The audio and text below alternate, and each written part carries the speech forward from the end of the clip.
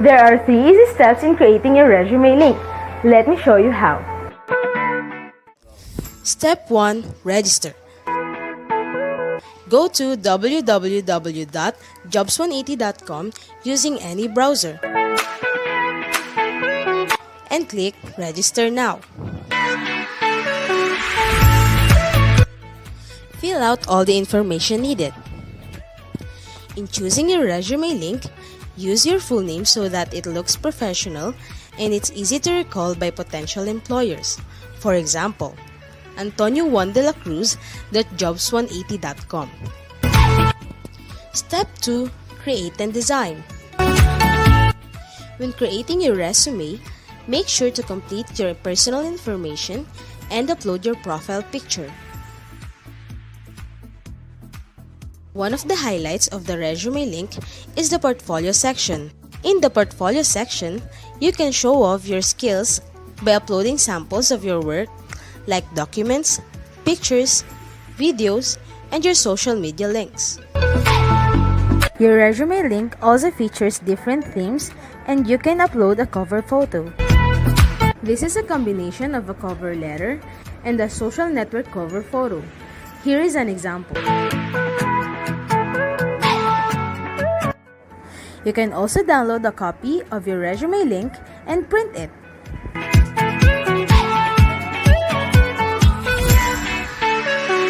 Step 3.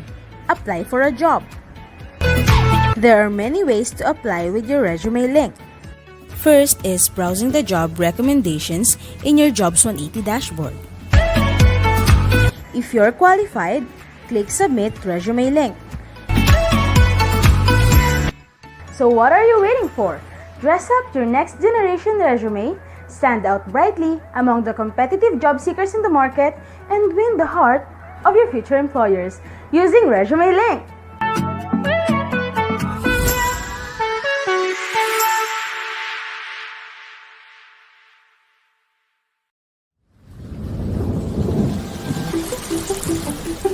Change.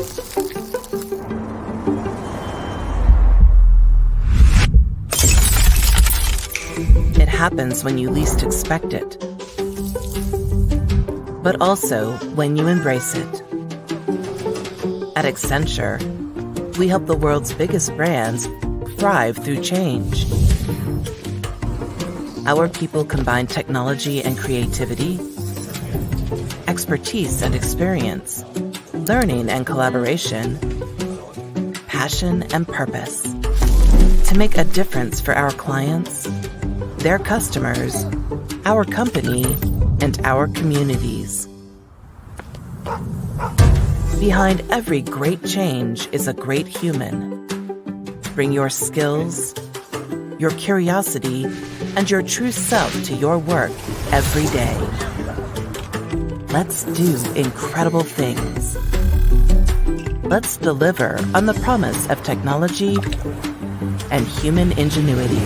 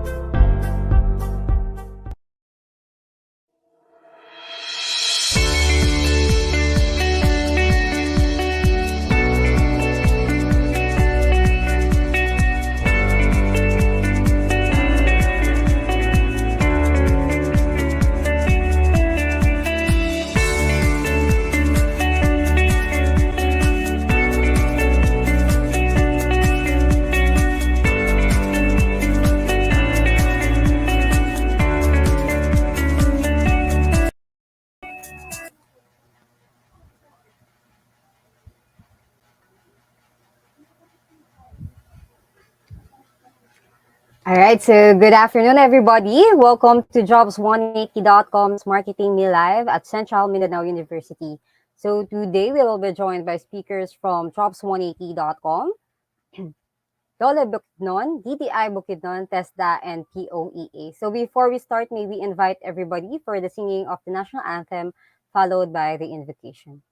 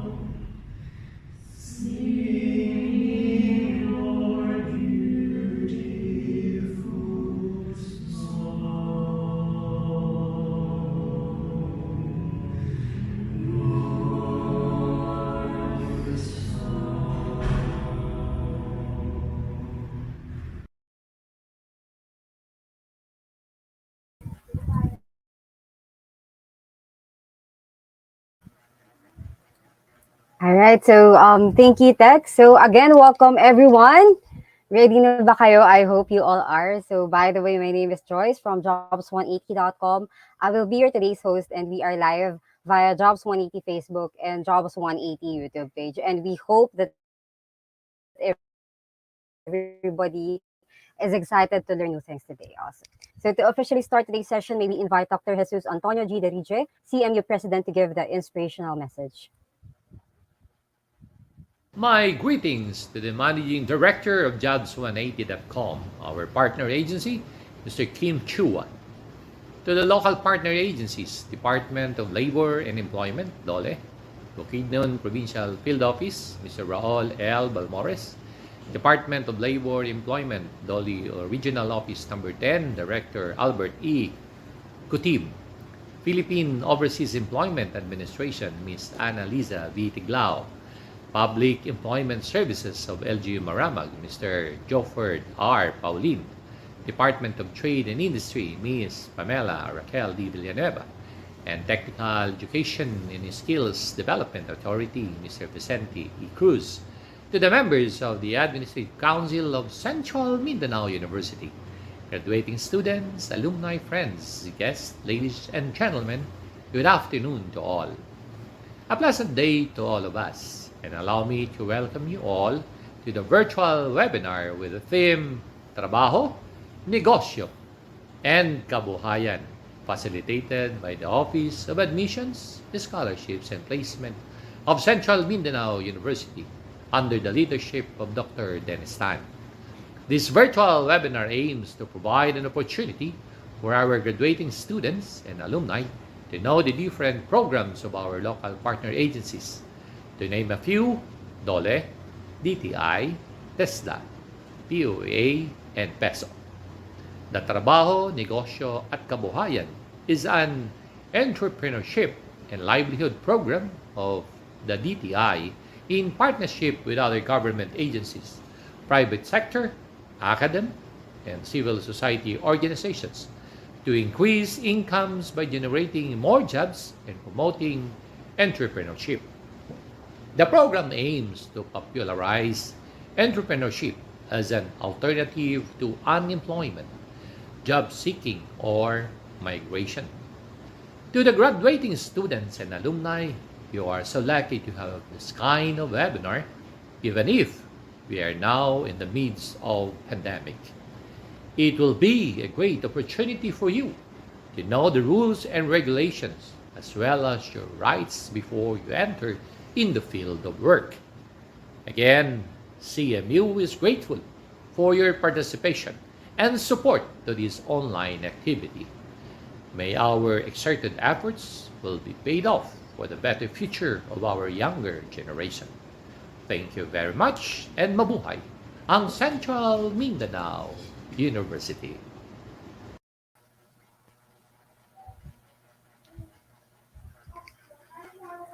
Also, thank you so much, Dr. 3J, for the inspirational message, and also um, again for trusting jobs180.com with your events.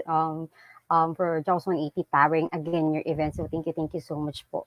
And as usual for our audience today, please comment your name, your year, and your course. And if you have questions later on, please type them in so we can answer them after the talk. And don't forget to tag and share this to your friends too. So kung wala pa po sila dito, tawagan nyo na kasi nakakapanghinayang naman if mamimiss nila itong opportunity na ito. So if you guys are ready, here is our schedule for today. So we have first the online applications using ResumeLink, which will be discussed by jobs180.com.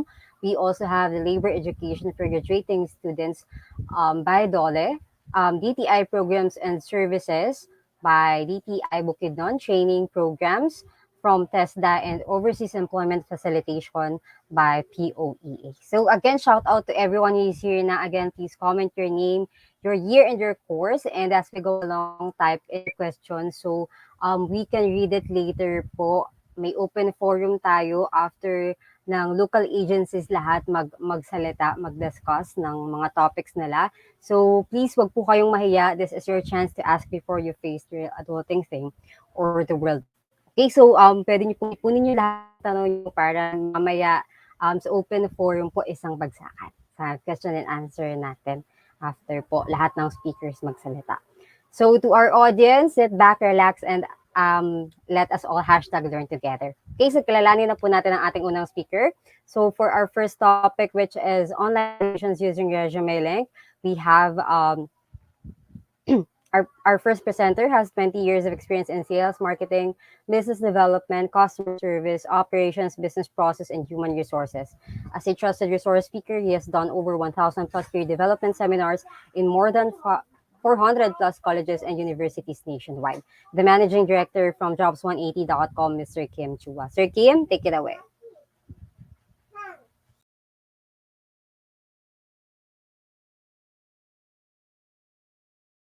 To share to you how to make a job-winning resume. Yan. A lot of you are now looking for a job and exploring for the next chapter in your life. I hope that this session will be able to help you. Not only you, but the people that you know that needs help in terms of how to make a job-winning resume. Yan. So yan na tinatawag natin ResumeLink. A lot of platforms right now, mga online platforms are being offered left and right. But for you to know paano to magiging job-winning tool or job-winning resume ito, meron akong checklist. So go with me, with all these checklists. your checklist should include the following. Number 1, kailangan mag-stand out ka. When you look for a job, you have to be able to stand out. Because if you're not going to be able to stand out, then I think you'll just be part of the crowd. You'll be one of the next applicant na wala lang, na hindi mapapansin.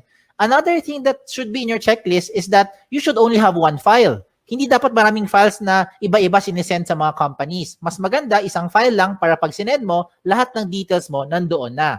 Another thing in your checklist is that it should make the process more efficient. Ibig sabihin, mas mabilis mag-submit, mas mabilis makita ng HR, at mas mabilis kayo makontak for possible next steps na or possible job offer na. Now, another thing in my checklist is that dapat tipid ito, wala itong gastos. The tool that I will show you today, wala itong gastos. Libre po ito. At higit sa lahat, ito ang pinaka-importante sa lahat. This should be in your checklist. The tool should be secured.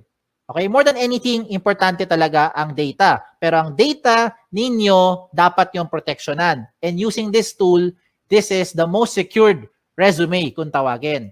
Bakit siya tinawag na most secured resume? Let me go through the next slides na. Okay? Ito tinatawag na ResumeLink. Okay? A personalized URL for anyone can open online anytime. I will use an example para makarelate kayo. If you are John Santos, ang link mo or resume link mo pwede maging johnsantos.jobs180.com. Ganun lang kasimple. At yan na po ang resume link nyo. So how do you make one? Go with me through the 3 simple steps. First step is you have to register.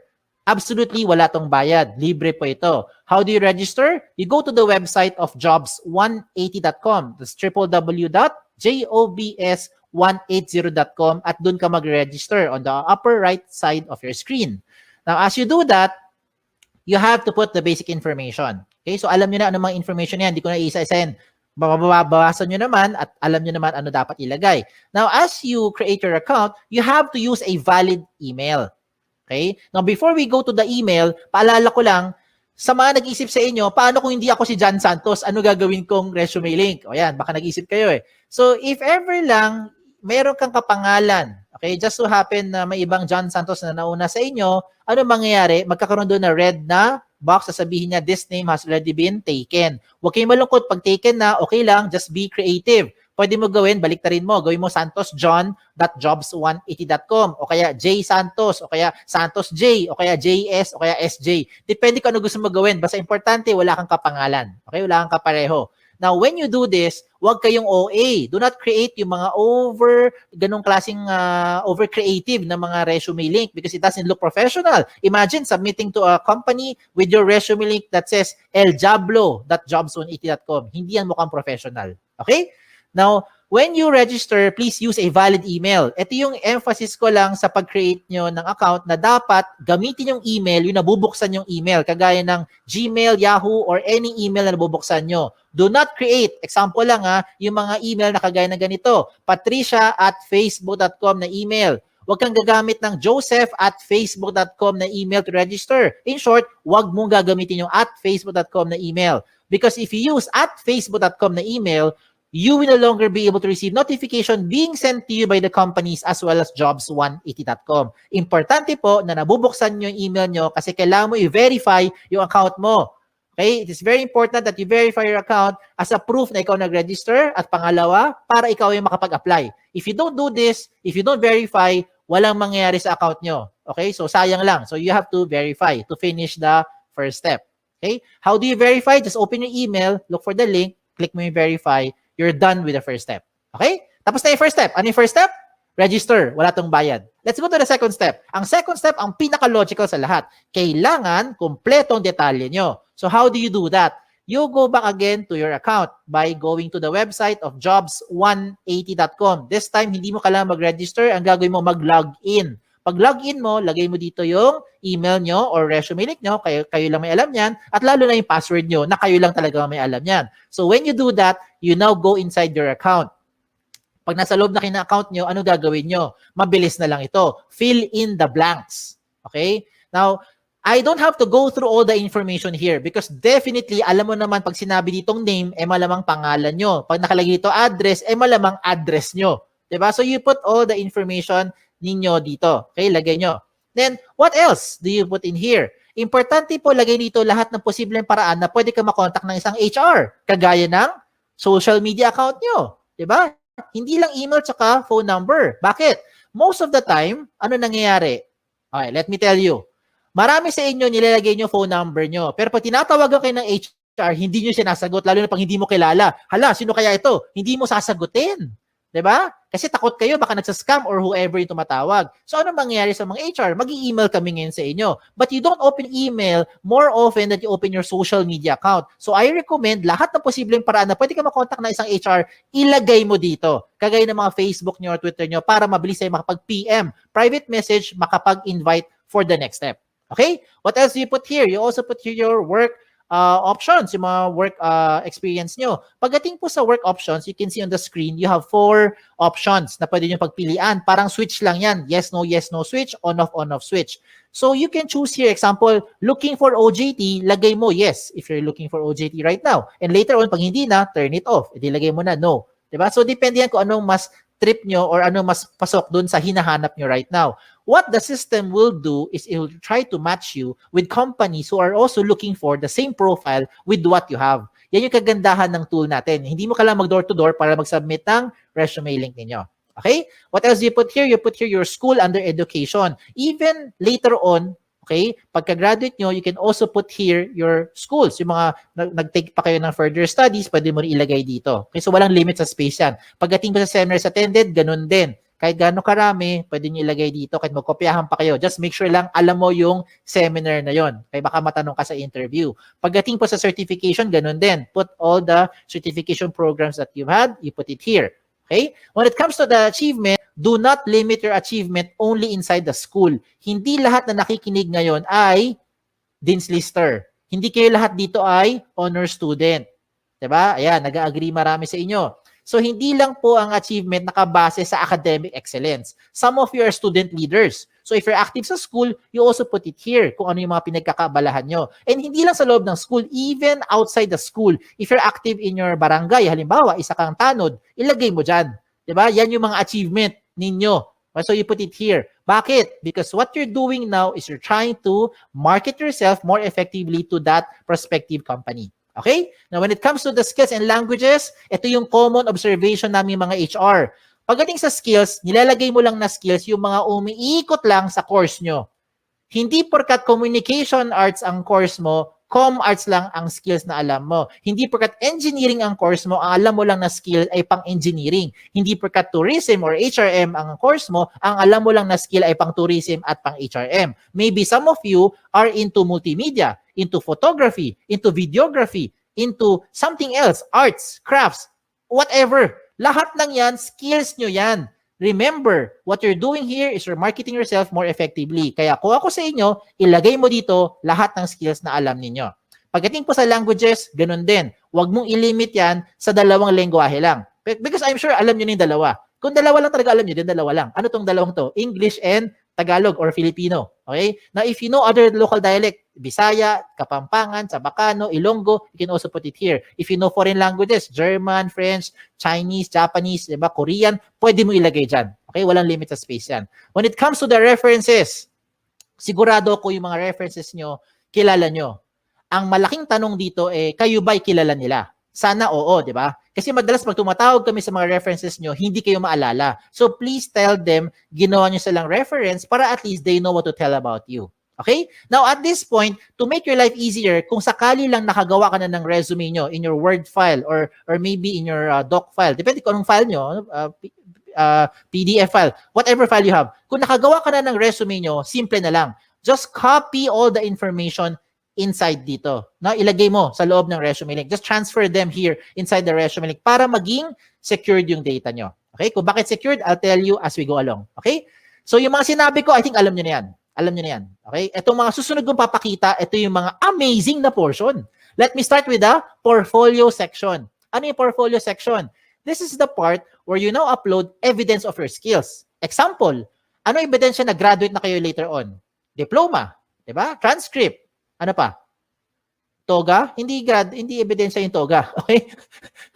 Kung ano man meron nyo, di ba? Certificate, diploma, yan, ebidensya yan. Okay? Kung Transcript of records is evidence na graduate na kayo. Ano ebidensya na wala kayong criminal record? NBA clearance, police clearance, diba? Ano ebidensya na pwede ka pumunta sa ibang bansa? Passport, visa, lahat ng mga sinasabi mong mga skills mo or yung mga what you're claiming that you know, you can now support them here sa portfolio section by showing those documents. Diba? Anong ebidensya na ikaw ay healthy? Meron kang medical clearance. Anong ebidensya na pwede ka mag-drive ng sasakyan? Meron kang driver's license. Diba? So gets nyo na yung sinasabi ko. Ang point ko lang is you can now put the things here to support yung claim nyo of your skills. Now, you're starting to think, Sir, kung pare-pareho naman kaming graduate sa school namin, pare-pareho kami magkakaklase, same yung course namin, same yung school, same yung teachers, same yung curriculum, pare-pareho lang naman kami lahat, walang experience sa trabaho, how will we stand out? Ayan, di ba? Okay, ito ngayon yung isang magandang recommendation ko sa inyo on how you now stand out. You get your smartphones. Kunin mo yung mga smartphones nyo. Kung wala, manghiram sa kaibigan. Okay, hiram mo sa kaibigan mo. I-record mo yung selfie video mo. You say something interesting about yourself. Record it in about 30 seconds to 1 minute lang. Huwag na masyadong mahaba. Ano gagawin mo? Pretend that you are being interviewed by the HR. So you answer basic questions like, tell me something about yourself. O, di ba? Ano yung mga gasgas na tanong natin? Why should we hire you? O, di ba? Just imagine na tinanong ka ng HR at sasagutin mo na lang siya. Ang maganda lang ngayon, recorded mo. So, kung di mo type yung sagot, i-delete mo. Pag type mo, you save it. Then you upload it sa YouTube or sa Vimeo. Maraming mga video channel na libre, mga video converter sa online. Hanapin mo lang. And when you're done, you put that video link doon sa portfolio section nyo. O, di ba? This time, it will definitely make you stand out because depende na to sa diskarte mo on how you're going to present yourself. Okay? So, I leave it up to you on how you do that. Now, another thing for you to do, na sure akong hindi to makokopya ng classmate mo, ay yung picture mo. Diba? So, you put your profile picture here. Now, when it comes to the picture, hindi kailangan sobrang formal na formal. Hindi kailangan pumunta sa studio. Huwag na kayo gumastos. Ang importante dito, tumingin kayo sa camera. Plain background. Okay? Plain background, tumingin kayo sa camera. Wear something, of course. Wear something decent. Okay? Do not upload profile pictures that look like the right side of your screen. Yung mga sample na yan, hindi po maganda yung sample yan. Okay? So, huwag kayo maglagay ng ganun kasi mga sample na profile picture. Now, another good thing pa that will make you stand out using the resume link is your cover photo. Yes! A picture paints 1,000 words. Yan ang kasabihan na very, very applicable dito. A lot of you who are listening today, hindi kayo gifted with writing skills. Hirap kayo i-express ang inyong feelings at inyong thoughts into words. Hindi mo ma-type, hindi mo ma-sulat. Tama? Hirap tayo eh. Bakit? Hindi natural sa atin yan. Pero pagdating sa picture, kayang-kaya mo i-express yung inyong personality. Look at the examples I'm showing you. Look at the one on the left. Ano siya? Isa siyang ophthalmologist or optometrist. Sabi naman ng iba, eye expert. Di ba? Yung sa kanan, ano siya? Sabi ng iba, sir, parang IT. Sir, techie siguro kasi maraming gadget, pati stapler, gadget niya. Diba? O sabi ng iba naman, sir, parang makalat. O depende na kung how you are going to interpret it. But now, the way I see it, itong taong to, multitasker. Okay? Another good example I'm showing you is this one. Someone from psychology, someone from neurologist, or maybe someone who knows left and right. Ganun lang kasimple. No? So depende yan how you're going to express yourself. Okay? Another good example pa, ito. Itong person na to, ang gusto niya sabihin, there's no shortcut to success. You will be able to reach your goal by taking one step at a time. O, di ba? So, I'm showing you good examples. Hindi yan member na Akit Bahay Gang. Hindi rin po yan social climber, in case that's what you're thinking. So, kung nagpakita ko ng magaganda example, I will also show you yung mga hindi magandang example para wag niyong gagayahin. Huwag kayong magpapaka-misteryoso. Okay? Make sure you put your picture there. Okay? Kasi maraming pangalan ngayon interchangeable. Ako mismo, guilty ako dyan. My name is Kim. A lot of people think babae ako. Ako rin mismo, napagkakamala ko yung mga aplikante, pinakita ko, Chris, George, Alex, Sam. O, diba? Minsan isipin ko, Joey, lalaki. Yung pala, babae. Diba? So you better put your picture there para at least alam ng HR who to expect. Okay?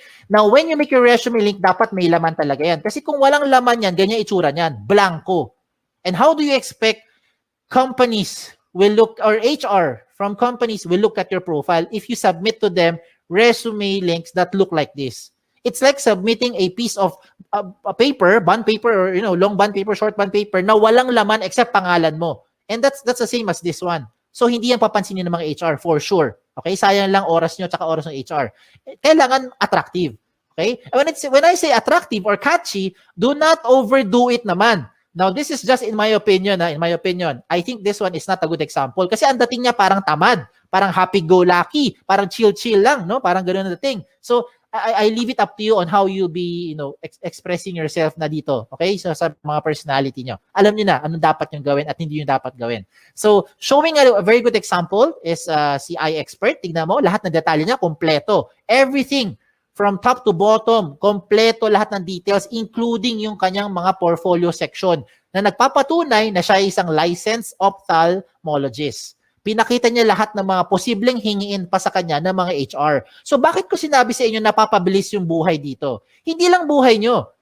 Pati buhay din ng HR napapabilis. Because once you submit all this information to that company, when the HR opens your resume link and sees everything about you, dalawa lang ang pwedeng mangyari niyan. One is, nahuli mo attention, gusto ka niya ngayon kausapin or schedule for the next step, like interview or possibly job offer, or hindi ka nag-fit. Yun yung second. Di ba? Para at least, ang maganda rito, hindi na pabalik-balik, hindi na siya tatawag para sabihin, hello ma'am, meron ka bang evidence na graduate ka na talaga sa school na yan? Can you send me your transcript? Diba? Can you send me yung mga evidence or yung mga sample skills o sample work mo kasi you are in IT or in graphic design, diba? That's yung ibig ko sabihin. Wag nang pabalik-balik, sayang yung oras. Okay? Time is of the essence, lalo na ngayon. So you put everything there, at least pa nakita ng HR, diretso na kagad sa pag-process sa inyo. Okay? A lot of you are now thinking, Sir, pag gumawa ako ng resume link at nilagay ko lahat ng information ko dyan, baka naman yung mga data ko nakakalat na sa buong mundo. Baka naman yung mga information ko nakalantad na sa buong internet. The answer is, no. Kaya nga siya tinawag na the most secured resume. Okay? Bakit siya tinawag na most secured resume? Because you have the ultimate control over your privacy settings. Follow the screen. Inside your dashboard, when you log in, you can go to your settings. Sa settings mo, to be specific, puntahan mo yung privacy settings. In your privacy settings, you choose the information that you want to show in public. Halimbawa lang you do not want to show your birthday. What do you do? Turn it off. Ayaw mo pakita yung address mo. What do you do? Turn it off. Ayaw mo pakita ang inyong references. What do you do? Turn it off. So lahat na naka-off, hindi lalabas sa public. At sino may control niyan? Kayo lang.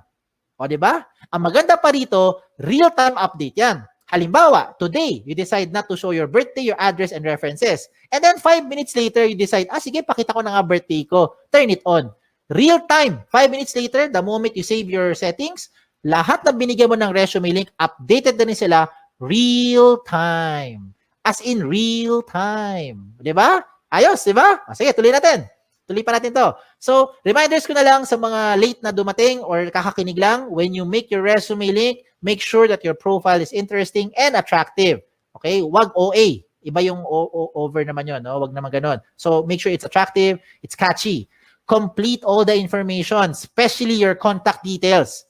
Kasi sayang naman lahat ng ginawa mo, nahuli mo attention, hindi ka makontak ng HR. So, better make sure nandyan yung mga contact details na updated.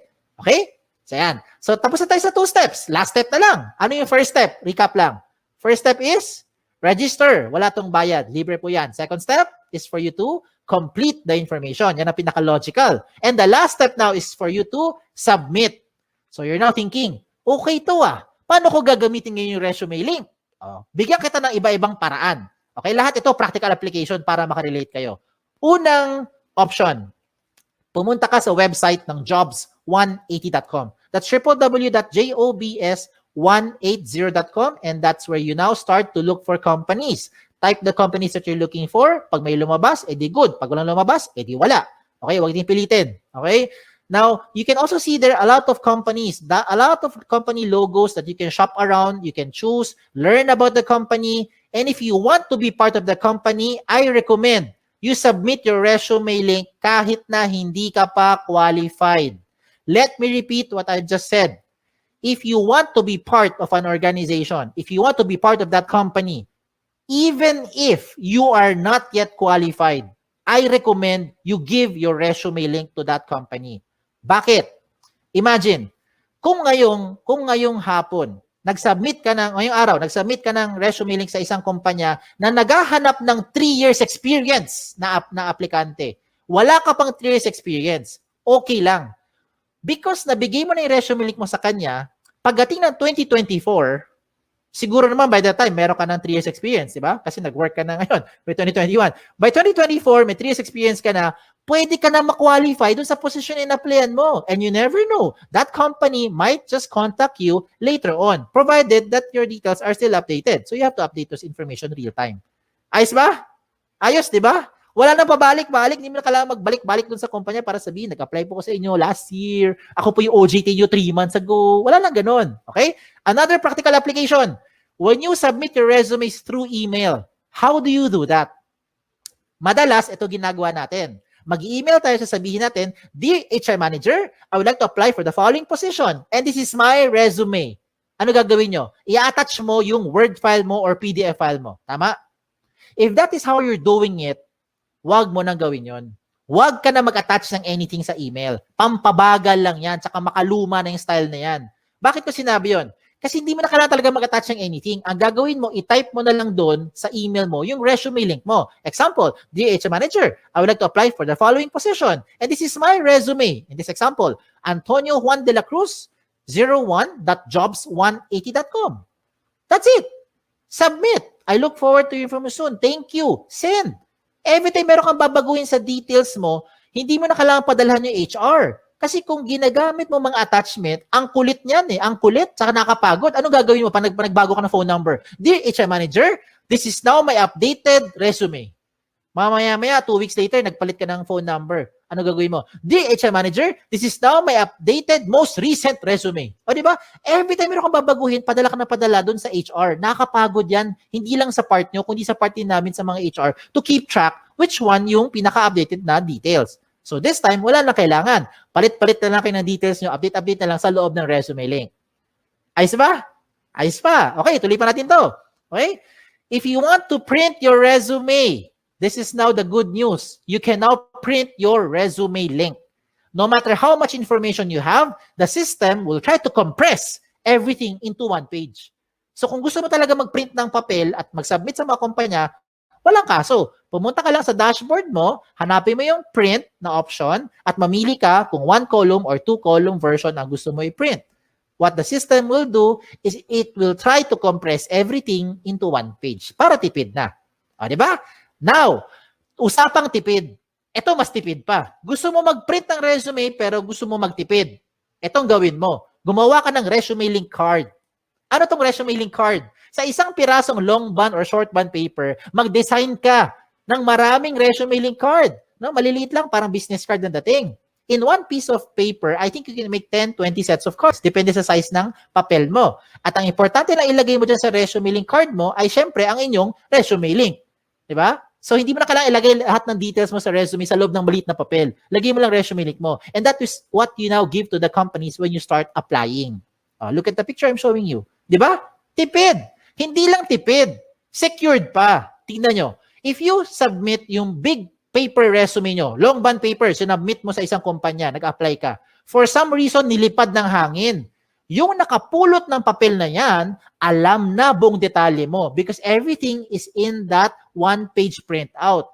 Now, if you lose that small piece of paper, don't worry. Meron kang peace of mind. Bakit? Yung mga kapulot niyan, limited sa privacy settings mo because you have the ultimate control over your privacy settings kahit na i-type niya yan sa browser. Okay?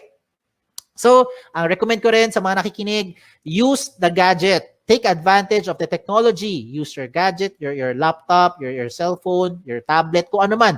Okay? Para ngayon kasi, with this day and age, technology na ang gamitin natin. Kung mano-mano pa rin kayo, wala kayong gadget, okay lang. Huwag kayong malungkot. You can still submit to the companies by just simply writing the resume link on a piece of paper.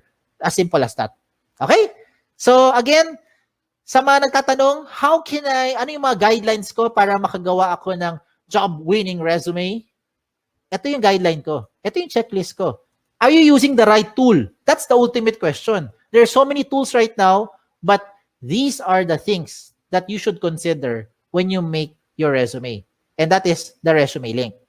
It already addresses the following. Number 1, security ng information mo. I hope by this time, you have peace of mind. Ito na ang pinaka-secured na information because you have the ultimate control over your privacy setting. Pangalawa, the speed of hire becomes faster. It becomes more efficient because whatever you need, whatever the HR needs, you can already put it inside the resume link. Another thing is that it's flexible. If you want to print, just in case lang gusto mo talaga mag-print ng resume nyo, you have the option to print it. And you don't have to worry about saan ko sinave yung file na yan, saan ko tinago, wala nang ganun. Just log into your account and print. Mamili ka lang kung 1 column or 2 column version. At higit sa lahat, wala po itong bayad. Tipid po ito. Walang bayad. Okay? Ang kailangan mo lang, of course, internet. Sa mga nag-iisip sa inyo, sir, kailangan ko ng pang-data. Pwede ka naman makakonect sa internet na walang data eh. Punta ka sa libreng wifi. Di ba? Baka yung kapitbahay nyo may libreng wifi o makagamit ka muna. Later on, pag may trabaho ka na, may sweldo na, bayaran mo yung wifi niya. O di ba? Bawi-bawi lang yan. No? Give and take. And there are a lot more benefits to just what I've mentioned. Marami pang iba. You can share your resume link to whatever platform you want to share it to. Gusto mo i-text? Gusto mo siya i-private message? Gusto mo i-send via Viber? Kayo bahala. Pwede mo i-share. Basta kayo may control. Ganun lang kasimple. No? Kung hindi mo ito binigay sa kahit kanino, hindi malalaman to nung taong yon. And you don't have to save it to whatever USBs or hard drive. No need na. Wala rin tong mga tipong version na kailangan pa mag-compatible. Walang ganun. Lahat ito compatible. Pwede lahat. Okay? So, shout out na lang ako. Shout out to all our school partners. By the grace of God, right now we have about 400 plus colleges and university partners nationwide, including your alma mater. So thank you. We're very thankful for this opportunity that we're able to do this kahit tayo nasa loob ng bahay, kahit kayo ay nasa loob ng bahay.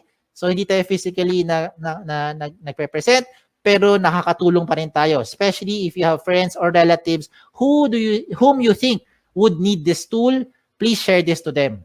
Okay? Sa mga nagtatanong naman ng mga frequently asked questions, sasagutin ko na. Ito kasi yung mga common questions na kadalasan tinatanong sa akin. Ang tanong, can I give my resume link to companies who do not know about jobs180.com? The answer is absolutely yes. It depends kung sino ang bibigyan mo. Ikaw may ultimate control niyan. Okay? Pangalawang question, is this the same as other job platform like LinkedIn, JobStreet, iba pang mga job site? The answer is no. Meron tong dalawang major difference. Yes. Lalo na pagdating sa security. Okay. Of course, explain lang ako Okay. With respect to the other sites that I've mentioned, let me just use JobStreet as an example para lang mas makarelate, no? Para makarelate. You can only use JobStreet resume if you're applying to companies who are also using JobStreet. If you're applying to a company who is not using JobStreet, you cannot use your JobStreet resume anymore. With your resume link, you can use this to any type of company, any platform, wherever they are. Kahit sa loob ng Pilipinas or sa labas ng Pilipinas, pwede mong applyan. Kahit hindi niya alam ang Jobs 180, basta alam niya ang resume link mo, pwede niya mabuksan ang profile at makita according to your settings. That's the first difference. Pangalawang difference, kung nabigay mo na, kung na-submit mo na ang JobStreet resume mo sa isang company, wala ka nang pwedeng baguhin. Lahat ng data mo nandun na yan sa HR. Yes. Hindi na magbabago yan real time. With your resume link, na-submit mo today, mali pala number mo, na-submit mo today, mali pala yung spelling mo, you can always edit it. Enter, save it. Real-time update. Lahat ng binigyan mo ng resume link, updated real-time. Ayos? Okay, tuloy tayo sa number 3 question. Number 3 question is the easiest question. Ang tanong dito is, can I keep my information secured? I hope by this time, na-convince ko na kayo na ito na ang pinaka-secured na platform. Okay? That's the reason why I'm sharing this to you. Okay? Number 4, I think this is the most important question. How often should you update your resume link? Ang sagot dito, hindi araw-araw, hindi linggo-linggo, hindi buwan-buwan, hindi taon-taon. Ang sagot dito ay every time. Every time na meron kayong babaguhin, lalo na ang contact details nyo. Yan ang importante. You have to update your contact details every time na meron kayong papalitan doon. Kasi yan yung paraan para makontak kayo ng mga companies. And the last question is just a trivia. Why is this called jobs180.com? This is called jobs180.com because we want to turn your life around. Yan, di ba? 180 degrees. Hindi siya 360. Kasi kung 360, bumalik ka lang kung saan ka galing. Eh di balik-balik ka lang, balik-balik ka lang, balik-balik ka lang. Di wala nangyari. Di ba? So you have to do it 180 degrees. It's a straight line towards your career goal. Okay? Just in case may tanong pa kayo, nahiya magtanong, Pumunta lang kayo sa website namin, sa jobs180.com, or email me here sa info@jobs180.com. Like us on Facebook, follow us on Twitter, follow us on Instagram para makakuha kayo ng mga latest trends in recruitment. Okay, again, my name is Kim Chu Wa. Don't forget yung Wa. Okay, baka Kim Chu lang maalala nyo na nagsasabing be safe at isang magandang araw po sa inyong lahat. Thank you.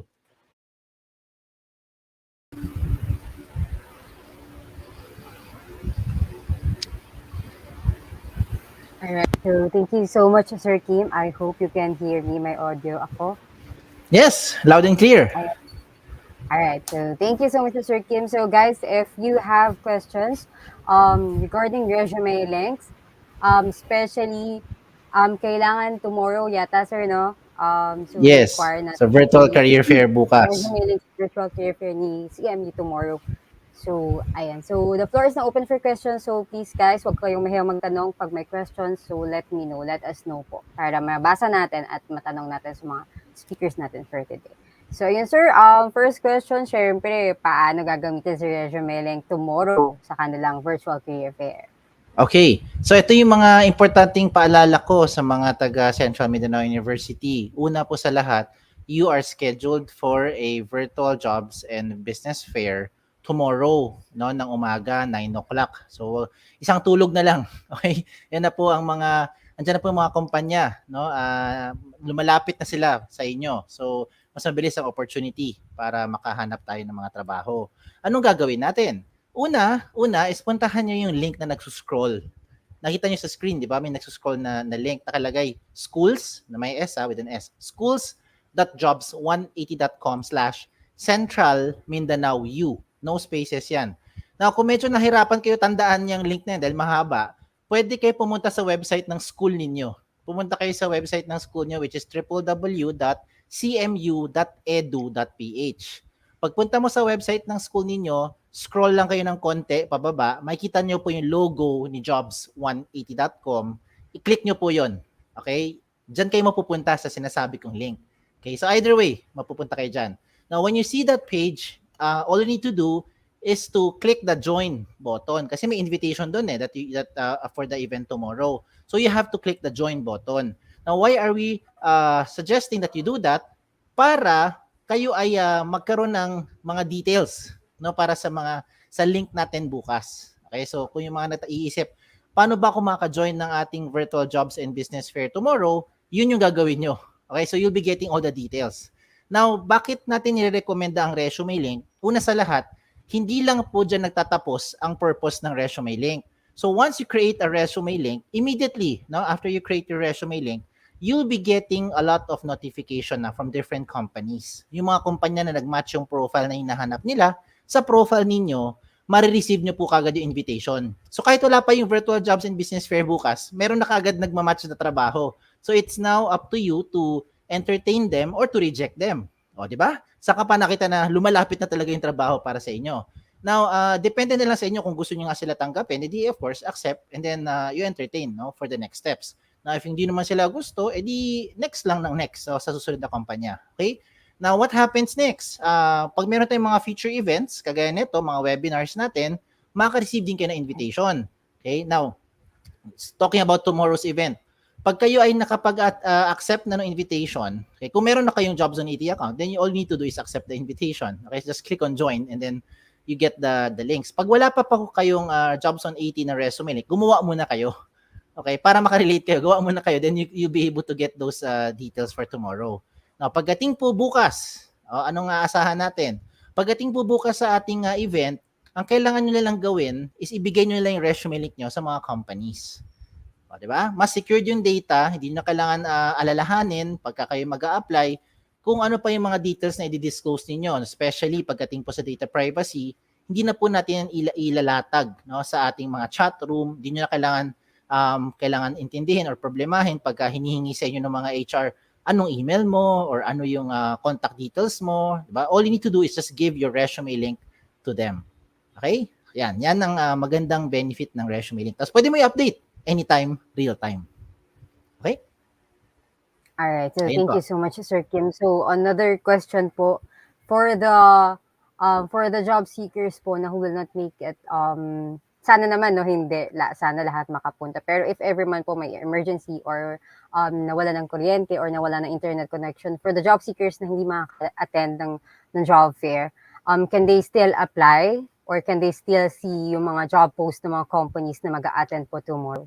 Of course, kaya natin tinawag ito live event. No? Kaya siya tinawag na Virtual Jobs and Business Fair na live event is because dyan yung mamimit mismo, makaka-interact, virtually nga lang, no? Virtually muna, yung mga kumpanya na available tomorrow. So kung sakali lang, yung mga ibang kumpanya na hindi available tomorrow, at kayo rin, no? Depende rin sa schedule nyo, kung di rin kayo available bukas, hindi naman po dyan nagtatapos ang opportunity. So you can still check out all these companies by simply going to the link that is being scrolled here on the screen. Go to schools.jobs180.com/Central Mindanao U, or sabi ko, punta kayo sa website nyo. Long cut lang, no? Punta kayo sa website nyo, cmu.edu.ph, tapos hanapin nyo yung logo ni Jobs 180. Pupunta kayo sa page kung saan makita nyo marami pong mga kumpanya nandun. Pwede rin kayo mag-submit ng inyong resume link sa mga companies na nandun. Okay? So yan po ang ating paalala. Alright. So, thank you so much, Sir Kim. So, before you go backstage po, baka may announcements, reminders po. Reminder ko lang sa mga gusto po mag-apply for internship. Meron po tayong virtual internship program. If you have friends, relatives na gusto nyo naghahanap ng internship, pwede po sila mag-apply sa atin sa Jobs 180 mismo. Pag naghanap kayo ng full-time position para po sa IT, sa web development, okay, mga web development na position, pati na rin po sa customer support, no, customer service natin position, all you need to do is check out the link that is being scrolled here. Hanapin nyo lang Jobs 180, or kung gusto nyo mag-email sa amin, pwede rin naman, email nyo ang resume link nyo diretso sa info, that's info, at jobs180.com. Okay? And you're all very much welcome to be part of our team. So, see you tomorrow. Okay? Gawin nyo na yung resume link nyo ngayon. Huwag yung bukas kung kailan nandun kayo sa job fair, tsaka kayo nagpapanik kung ano yung lalagay nyo. Okay? Ngayon pa lang, paghandaan nyo na po yan. Alright. So thank you so much, Sir Kim. Ayan, so I think Sir Kim has another speaking engagement. Kaya hindi na natin patatagalin si Sir Kim. Ayan, so thank you so much, Sir Kim. So guys, if you have still a question regarding resume link, please email us at info@jobs180.com, or you may visit our website. It's www.jobs180.com. So thank you so much, Sir Kim.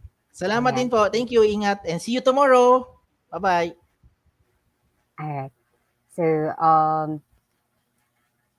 moving on to our next topic, which is labor education for the graduating students. So let me introduce our second speaker. So he lives in Cagayan de Oro City, married with 3 children. He graduated, excuse me, I'm sorry. He graduated Bachelor of Science in Mechanical Engineering in Notre Dame University, Cotabato City, Maguindanao. Took his master's in public administration in University of Science and Technology of Southern Philippines, Cagayan de Oro City. 30 years in Dole as public servant and 26 years as labor inspector and 4 years as supervising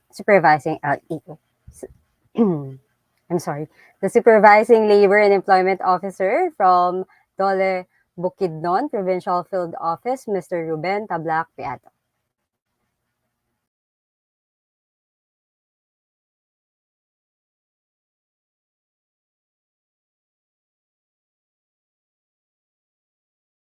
Good morning, especially for the graduating students of Central Mindanao University. I am Mr. Ruben Biado of the Department of Labor and Employment, Bukidnon Field Office. Today, you'll be learning some of the provisions of the labor code which you need as you enter in the field of employment. But let me introduce to you first the Department of Labor and Employment. The Department of Labor and Employment, or DOLE, is a national agency of the government which has been mandated to formulate policies, implement programs and projects, as well as serve as the policy coordinating arm of the executive branch in the field of labor and employment.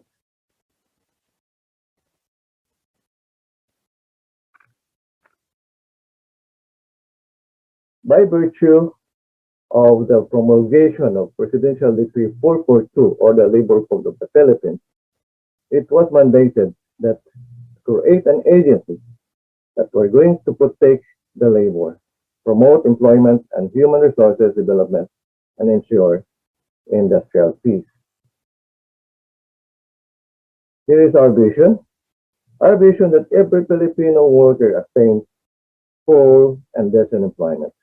Our mission is to promote gainful employment opportunities, to develop human resources, to protect workers and promote their welfare, and maintain industrial peace. So today we'll be tackling a statutory monetary benefit. First of this is the minimum wage. Upon the approval of Republic Act number 6727, also known as Wage Rationalization Act, it mandates to create an agency which is going to fix the minimum wage. So the Regional Tripartite Wages and Productivity Board was created. And here is our minimum wage in Northern Mindanao. For wage category 1, this is for the cities of Cagayan de Oro, Iligan, municipalities of Tagulwan, Villanueva, and Hasaan. The minimum wage for non-agriculture is 365, for agriculture 353. For wage category 2, this is for the cities of Malaybalay, Valencia, Hingoog, El Salvador, Osamis, and the municipalities of Bukol, Maramag, Quezon, Manolo Portis, and Lugait. The minimum wage for non-agriculture is 358. For agriculture is 346. For wage category 3, this is for the cities of Roqueta, Tangop, municipalities of Langkindingan, Mambahaw, Malingasag. The minimum wage is 350 for non-agriculture. For agriculture, the minimum wage is 338. For wage category 4, this is for all the cities and municipalities which not been mentioned above. So the minimum wage for category 4 is for non-agriculture is 343. For agriculture is 331. Who are covered with this minimum wage? It covers all employees and workers, irrespective of their status, method by which the wages are paid, except for the following. The house helpers, this include also the drivers and workers, the personal service of another, whose condition of work are prescribed in RA 7655. Number 2, workers and employees of 1, retail and service establishments who are regularly employing not more than 10 workers. And B, for those distressed establishments. And C, firms that applied for exemption in the Regional Tripartite Wages and Productivity Board. They'll be exempted for 1 year if their application is approved. Number 3, workers in the registered barangay micro business enterprise or BMBEs who avail of certificate of exemption under BMBEs in the Department of Trade and Industry. Number 2 is holiday pay. Holiday pay refers to the payment of regular daily wage of any unworked holiday. If you don't work during the regular holidays, you still receive 100% of your basic wage, provided that you're present on a day before the holiday. For covered with these benefits, this shall apply to all employees except 1, government employees. Number 2, for exempted for the implementation or the coverage of holiday or regular holiday pay are those employed on the retail and service establishment regularly employing less than 10 workers. Number 3, household helpers and person in the personal service of another. Number 4, managerial employees if they meet the following conditions. Their primary duty is to manage establishments in which they are employed or of department or subdivision thereat. They customarily and regularly direct work of two or more employees doing it. They have the authority to hire and fire. And another one exempted for the implementation of holiday pay are the field personnel and employees whose time and performance is unsupervised by the employer, including those who are engaged in the task contract basis, purely commission basis, or those who are paid a fixed amount for performing work irrespective of the time consumed in the performance thereat. This is our holiday in the Philippines for the year 2022. So the one in pink are the regular holiday. The one in yellow are the special holidays. So during regular holiday, if you don't work, you receive 100%, provided that you're present on the day before the holiday. But if you work, you receive 200%, or you will receive an additional 100%. For the special holiday, when you work, you receive additional 30%. But if you don't work, you don't have any compensation. This is no work, no pay. So on January 1, we have the New Year's Day. On February 1, we have the Chinese New Year. On February 25, we have the People's Power Anniversary. On April, we have April 9, the Day of Valor. April 14, Monday, Thursday. April 15, Good Friday. April 16, Black Saturday. May 1, Labor Day. May 3, Eid al-Fitr. This is movable. It's here. It changes its day or month. On June 12, we have Independence Day. On July 10, we have Eid al-Adha, another movable holiday. So this changes the time and month each year. On August 21, we have the Ninoy Aquino Day. In August 29, we have the National Heroes Day. And November 1, we have All Saints Day. And on November 30, we have Bonifacio Day. On the month of December, we have the December 8th, the Feast of Immaculate Conception. And December 25, we have a Christmas Day. And December 30, we have Rizal Day. Premium pay is additional compensation for the work you have performed within the period of 8 hours, such as rest days. So when you work on your scheduled rest days, you receive additional compensation of 30%. 30% will be added to your basic salary. And also special days. This is special holidays. As we have discussed in the previous slides. So you also receive 30% additional from your basic salary if you work. But this is a work, no pay. Overtime. Overtime refers to the work performed beyond 8 hours. The normal working hours in a day is 8 hours. When you go beyond that, an extra 1 hour, 2 hours, 3 hours, those extras are already overtime pay. Okay? So, who are exempted for overtime pay? Oh, when are we compelled to work to do overtime?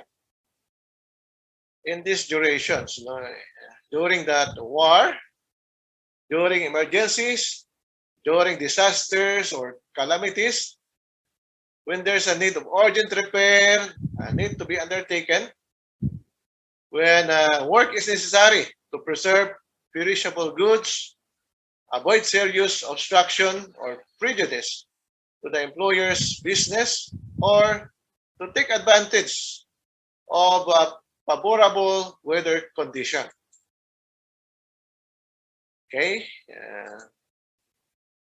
so that's for the overtime pay. When you work overtime, The overtime fee will be an additional of 25% to your basic salary. Now we'll discuss the night shift differential. Night shift differential is an additional compensation to those work performed between 10 o'clock in the evening and take up to 10 o'clock in the morning. You'll receive additional 10% from your basic wage as a night shift differential. For the service charges,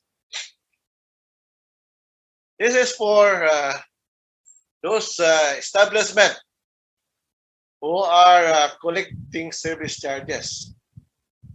So just like hotel, restaurant, and other similar establishments. So the collected service charges will be divided among the workers equally. So regardless of the status that you have, or your positions,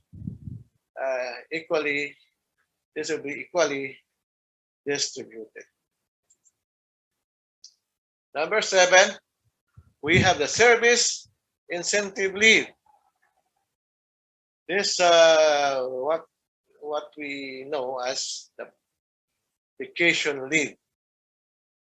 So when you're able to serve for 12 months, if you've worked 12 months, either continuous or broken, so every 12 months, every year, if you have completed 12 months, you'll receive a vacation leave or the service incentive leave of 5 days. This is with pay. In the case that you cannot choose it because of some emergency of the company, this days will be converted. The amount of equivalent amount of these 5 days will be converted to cash, or it could be accumulated as your savings, as savings for service incentive.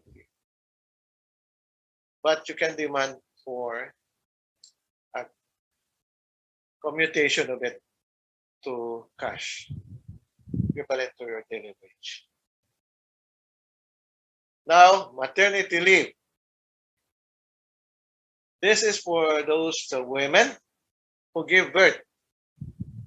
So, when you conceive a child, or a child was born, the mother is entitled for maternity leave of 105 days, paid maternity leave,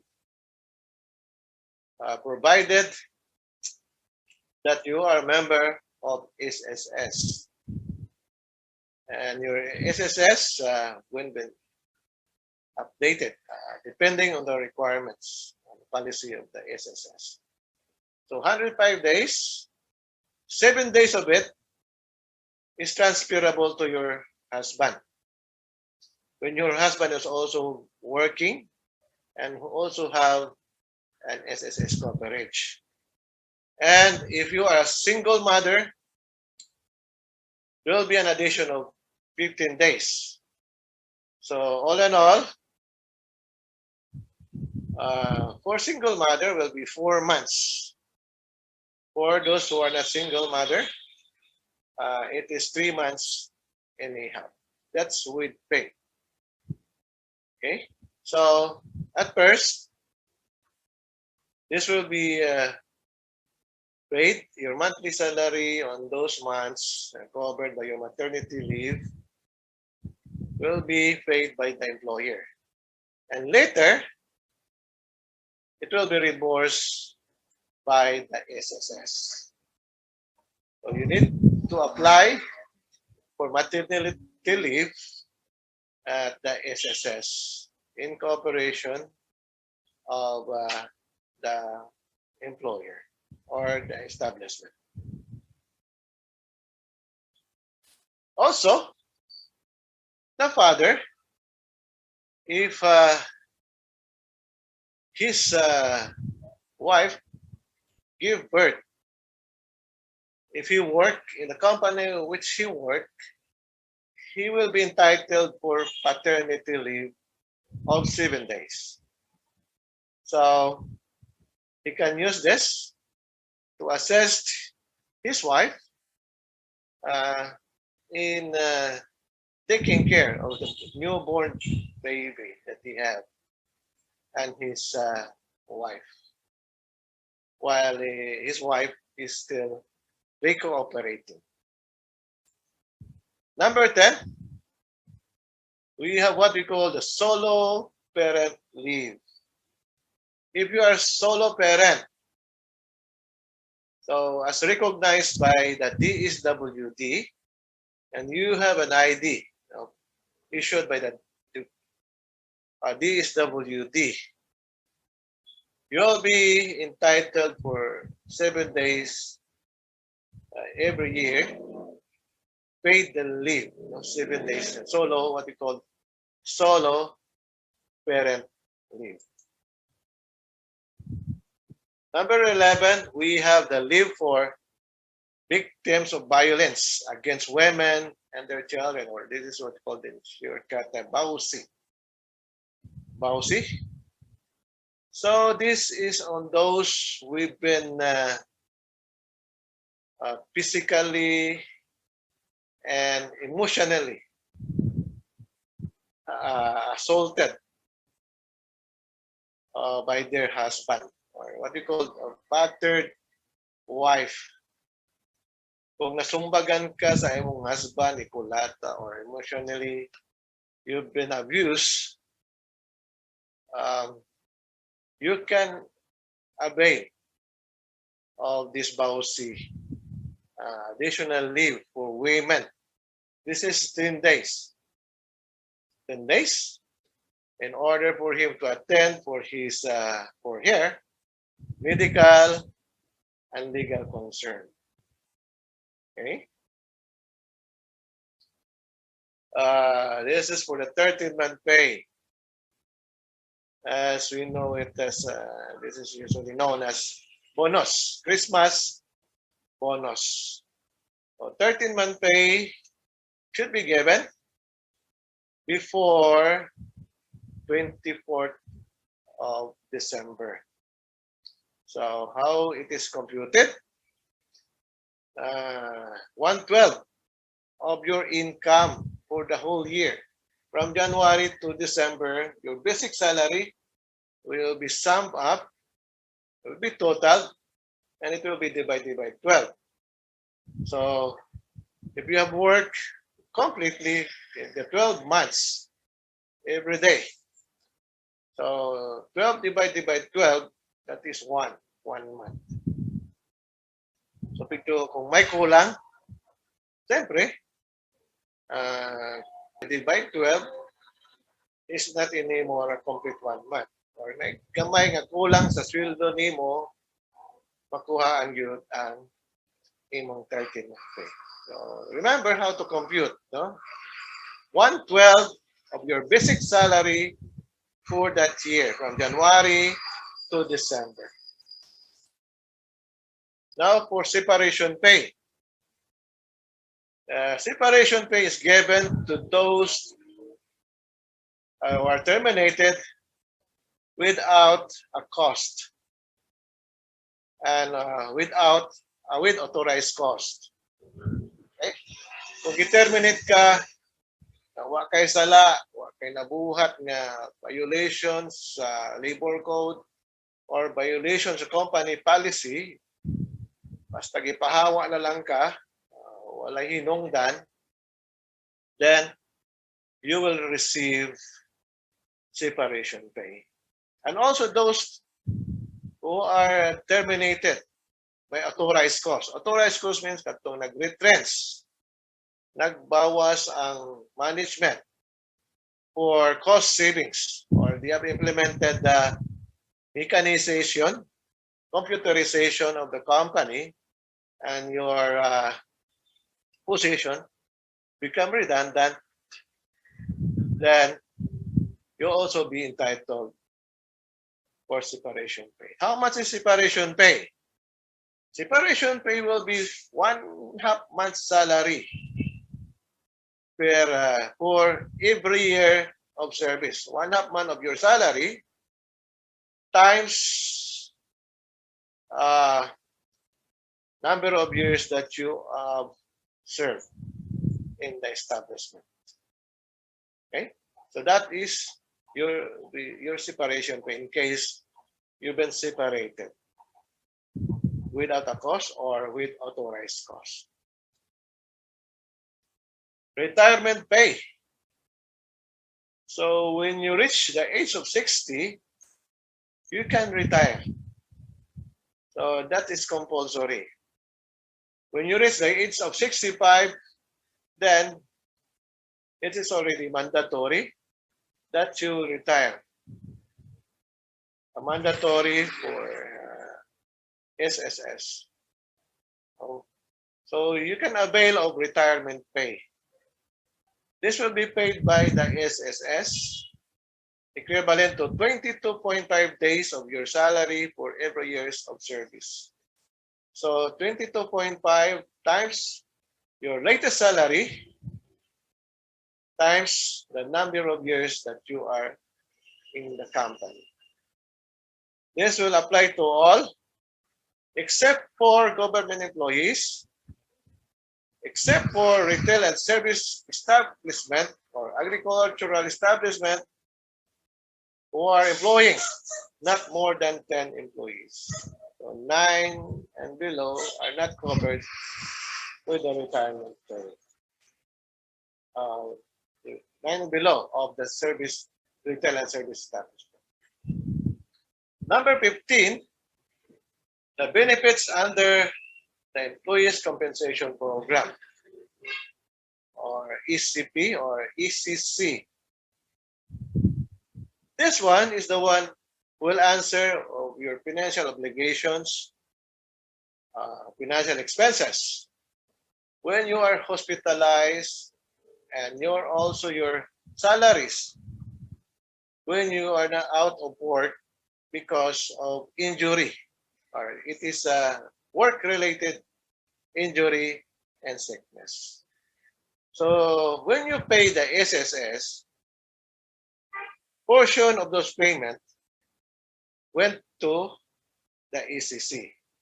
It will go to ECC, and that will be the fund for contingencies in case there is a work-related accidents or sickness which is work-related.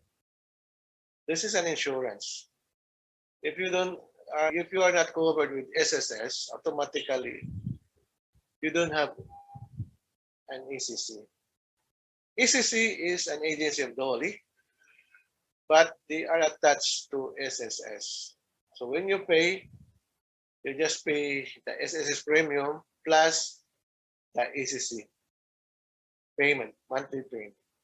Then if you have SSS, you have ECC, then pag na-disgrasya ka,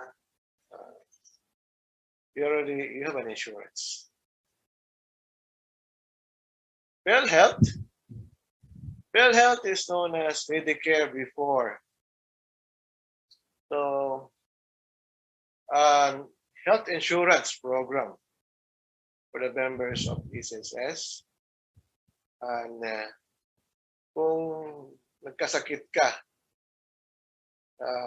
either work-related or not work-related, the SSS will shoulder portion of your expenses when you get hospitalized.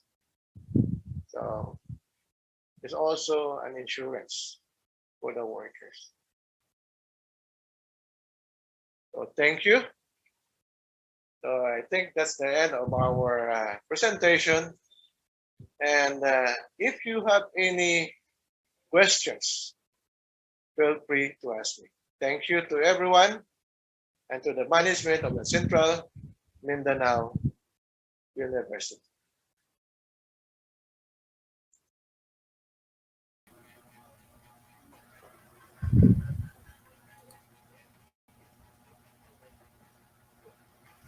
All right, so thank you so much, Sir Ruben Biado of Dole. So if you guys have questions, please reserve na lang po muna yung mga questions natin para isahang tanong later po sa open forum. So next, may we call on the representative from DTI Programs and Services, Ms. Thara Jean May Shokim, Trade Industry Development Specialist for DTI CARP Bukidnon, PIDS CARP.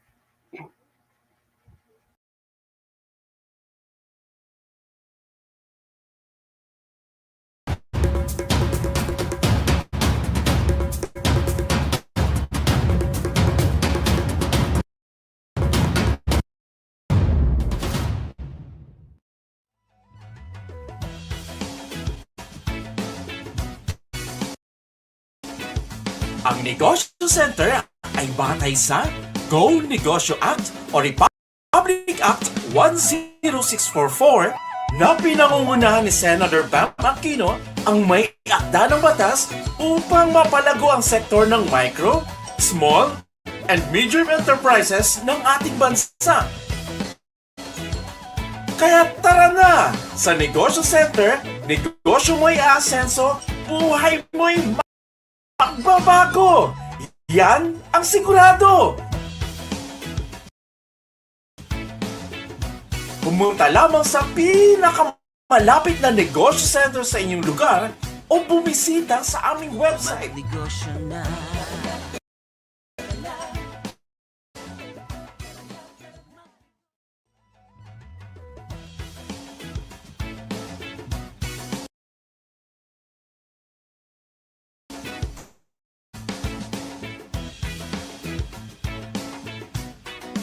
Mag-rehistro ng negosyo at payabungin ito. Ang Negosyo Center ang tutulong sa iyo.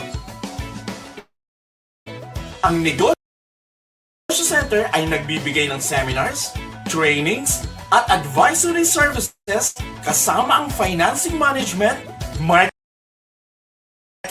at iba pa. Mapapadali ang pagsisimula ng negosyo at matutulungan kang makakuha ng sapat na puhunan.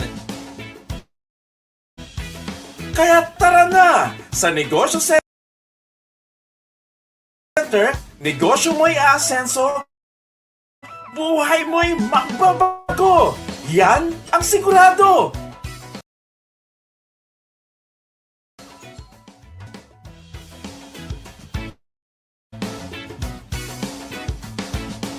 Hindi ganun kadali ang pagkakaroon ng isang negosyo. Kailangan ang masusing pagpaplano upang ito ay umunlad at umasenso. Narito ang 4 na bahagi ng business planning na kailangang pag-ukulan ng pansin ng isang entrepreneur. Una ay ang marketing plan. Anong produkto o serbisyo ba ang iyong iaalok? At sino ang target mong bibili ng iyong serbisyo o produkto? Kailangan mong malaman kung sino ang iyong kakompetensya. Pati na rin ang pagpipresyo ng produkto at serbisyo. Suriin mo rin kung paano mo i-advertise sa publiko ang iyong produkto o serbisyo.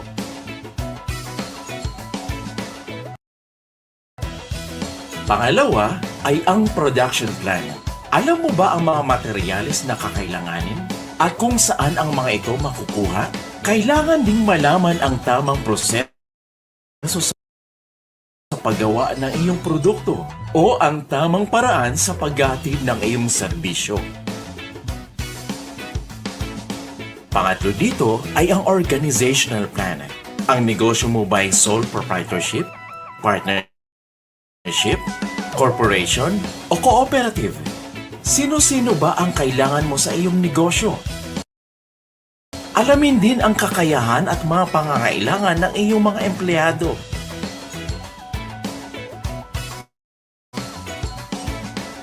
At ang panghuli ay ang financial plan. Gaano kalaking puhunan ba ang kailangan mo? Saan mo ito kukunin? Dito, kailangan mo ng proper budgeting. Ang mga ito ang 4 na bahagi ng business planning, marketing, production, organizational, at financial plans. Maganda ring magkaroon ng vision at mission ng iyong negosyo para alam mo kung saan ka patutungo. Isipin din kung kailan mo inaasang makamit ang iyong layunin. Kaya tara na! Sa Negosyo Center, negosyo mo'y aasenso, buhay mo'y magbabago! Yan ang sigurado!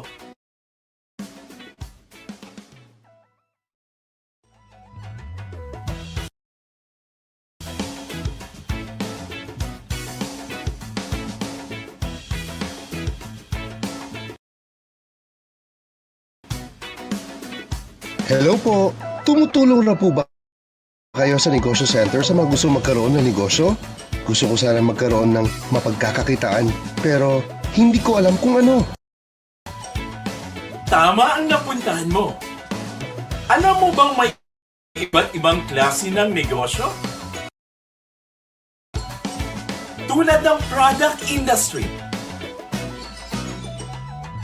kung saan pwede kang gumawa ng produkto na ibibenta sa merkado tulad ng mga pagkaing dilata, laruan o damit.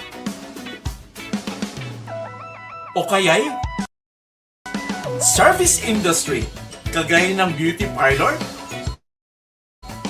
talyer, o pag-iimprenta. Meron din processing industry, tulad ng paglalagari ng kahoy, pagbabarnis, o pagbabalot ng produkto. Pwede ka rin maging subcontractor ng serbisyo o produktong kailangan ng iba pang negosyo. Oh, nasagot ko na ba ang tanong mo? Oo, marami palang pwedeng mapagpipilian. Simulan ko na ang pagpaplano ng maging negosyo ko. O ikaw, anong hinihintay mo? Dito, tutulungan ka naming masagot ang iyong mga katanungan tungkol sa pagnenegosyo. Kaya tara na! Sa Negosyo Center, negosyo mo'y aasenso, buhay mo'y magbabago! Yan ang sigurado!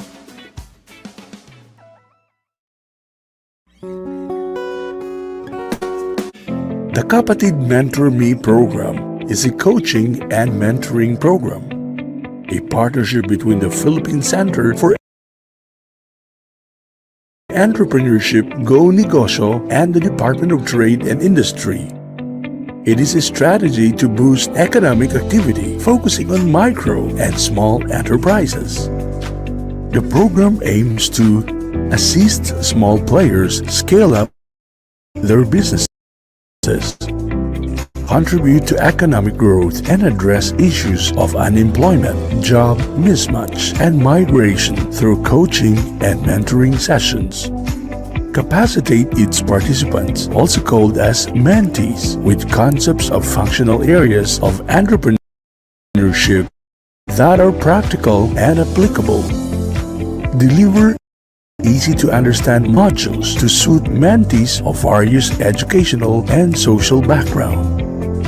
The program has 11 weekly sessions with 2 components for each engagement, namely lecture and coaching mentoring session.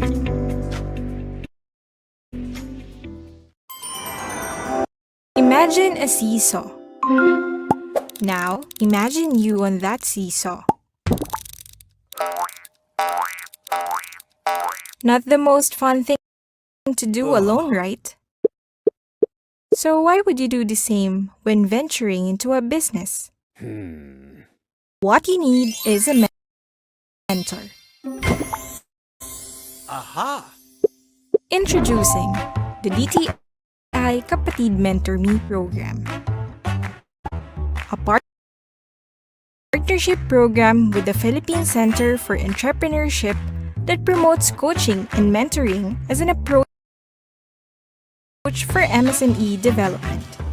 In this 11-week program, You'll find yourself immersed in learning from industry experts that would help you become the entrepreneur you were meant to be. Engage in topics like operations management, marketing mindset, and business law, among many others.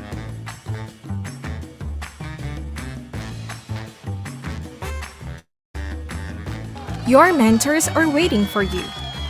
Join the Kapatid Mentor Me program today.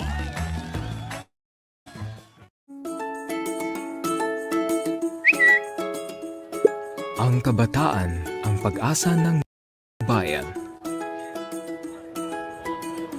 Lalo't higit ang isang kabataang entrepreneur.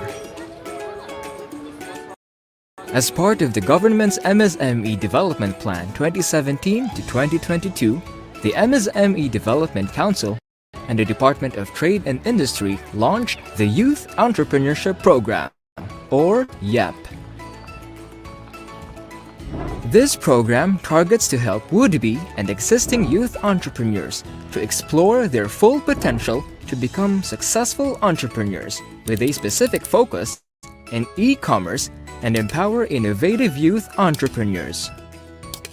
It is an initiative intended to harness public and private resources and direct these resources to the development of youth entrepreneurship. YEP is for everyone between ages 15 to 30 years old and is an all-inclusive program for the youth sector from all walks of life, like youth organizations, not in education, employment, or training, or NEET, in-school youth, indigenous youth, and youth with disabilities. This program has 3 components: Youth Start, Youth Net, and Youth Match. These embody the DTI's 7 M's strategy for MSME development. Youth Start aims to stir the entrepreneurial interest, encourage the youth to start their business ventures, and particularly engage in social, sustainable, and responsible entrepreneurship. YouthNet discusses the significance of developing and maintaining networks among youth entrepreneurs and industry leaders through membership with local chambers, young entrepreneurs associations, including school-based organizations. Participation in these networks will provide young entrepreneurs information on how other members were able to overcome startup challenges, develop innovative ideas, and find mentors from experts in mastery of business concepts and strategies, as well as providing mentoring support to young entrepreneurs. Youth Match enables youth entrepreneurs access to new resources through collaboration, engagement in business pitching sessions, business matching events, trade fairs, and online marketplace listing, among others. These shall serve as avenues to establish business linkages, develop synergies, and forge strategic partnerships with financial or business investors, suppliers, etc. that can help youth entrepreneurs stretch the boundaries of their business. The youth is the hope of our nation, and even more so is a youth entrepreneur. Come and join us in uplifting the nation through the Youth Entrepreneurship Program. As once said by Chimamanda Adichie, culture does not make people. People make culture. The government, in its recognition of the country's diverse local communities and their rich cultural value, established OTOP, One Town, One Product. OTOP is a priority stimulus program for micro, small, and medium enterprises as the government's customized intervention to drive local and economic growth. The program enables localities and communities to determine, develop, support, and promote culturally rooted products or services where they can be best at are best renowned for. OTOP has two components, OTOP Next Gen and OTOP Hub. The goal of OTOP Next Gen is to level up an MSME in the areas of product design, quality, and volume, among many others. Activities under OTOP Next Gen are as follows: assessment, consultation, and triage session. Food and product-related programs such as Food Connect, Food Safety, CGMP, HACCP, and other food certifications. Webinars. Virtual Regional Trade Fair via Metro Fiesta. Outbound business missions to USA, Canada, and Germany. Regional trade fairs and expos. The second OTOP component is the OTOP Hub. OTOP Hub provides the physical and online channels of market access platform where OTOP products are showcased on a day-to-day basis. With one town, one product, entrepreneurs will not only prosper in business, but also as a Filipino citizen, rich in both culture and heritage. Don't merely be an entrepreneur, be an autopreneur. Join the One Town, One Product program now.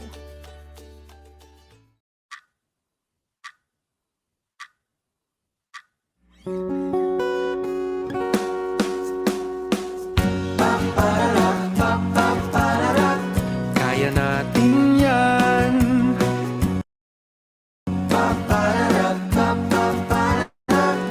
Kaya natin yan. Kung nais umasenso, manap ng trabaho, o di kaya'y subukang magnegosyo. Lumikha ng produkto at sikaping lumago, inspirasyon mong pagkapiko. Katuwang ng gobyerno sa iyong tagumpay, iisa ang ating hangarin. Pag may abilidad at oportunidad, tiyak na ang lahat ay uunlad. Trabaho, negosyo, kabuhayan, kaya natin yan. Walang iwanan. Go lang ng go mga kaibigan. Trabaho, negosyo, kabuhayan, kaya natin yan. Sulong Pilipinas! Go, go, go, kababayan!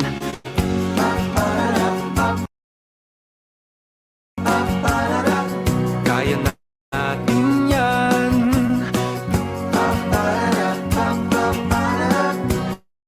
Kaya natin yan. Kayaw magtipid sa iyong mga pangarap. Sige-sige sa pagsisikap. Asenso'y sigurado sa hinaharap. Manalig lang palagi sa sarili.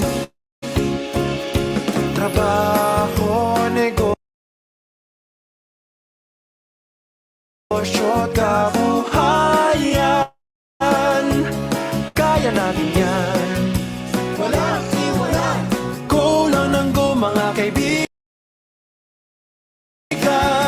Trabaho, negosyo, kabuhayan, kaya natin yan. Sulong Pilipinas! Go, go, go, kababayan!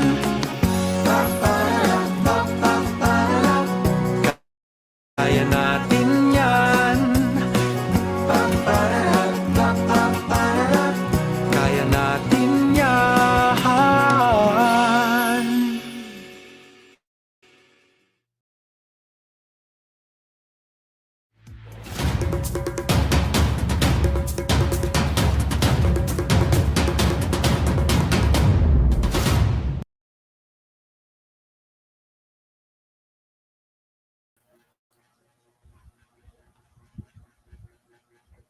All right, so thank you so much, DTI. So next,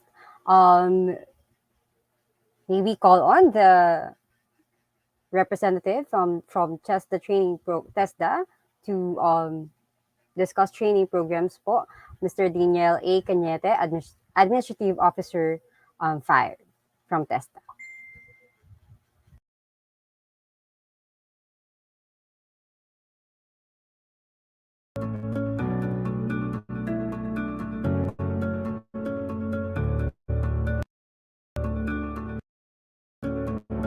The Technical Education and Skills Development Authority is the government agency tasked to manage and supervise technical education and skills development in the Philippines.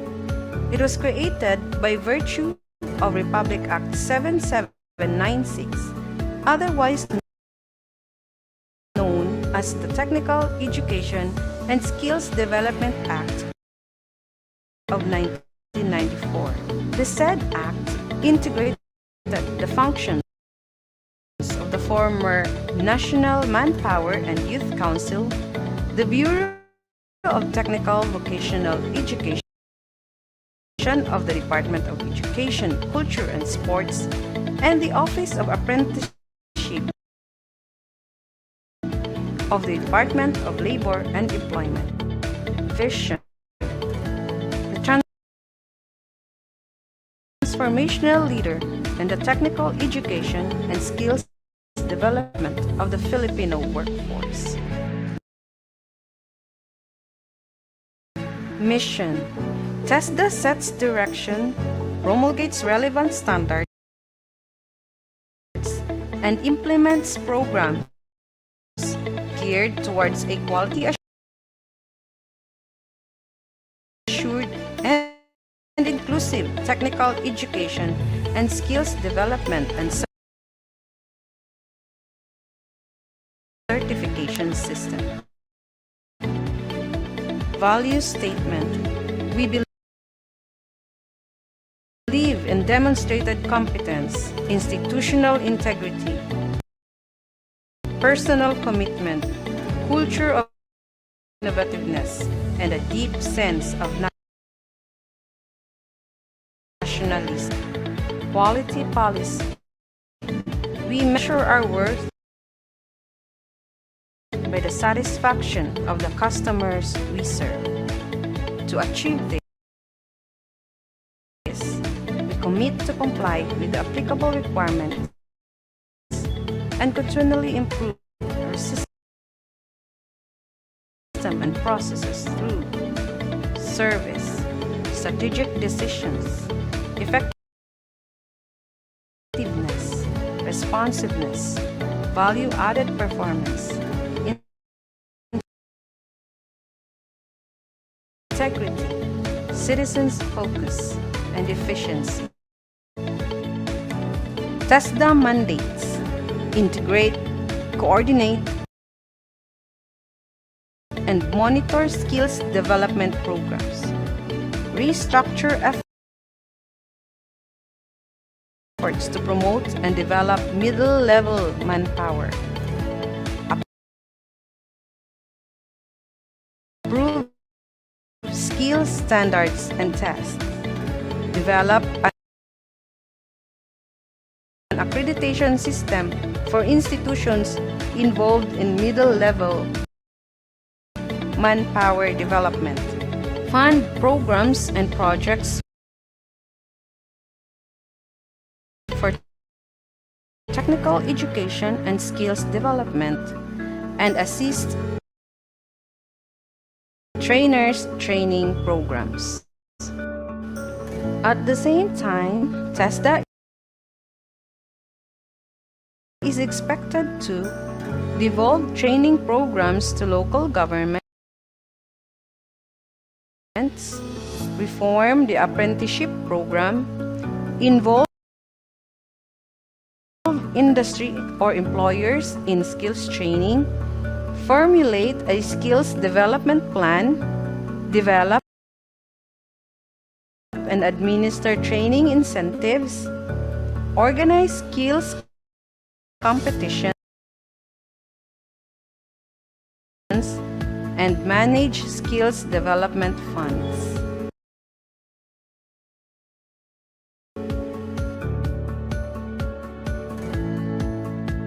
TESDA programs offered in Bukidnon: agriculture, forestry, and fishery.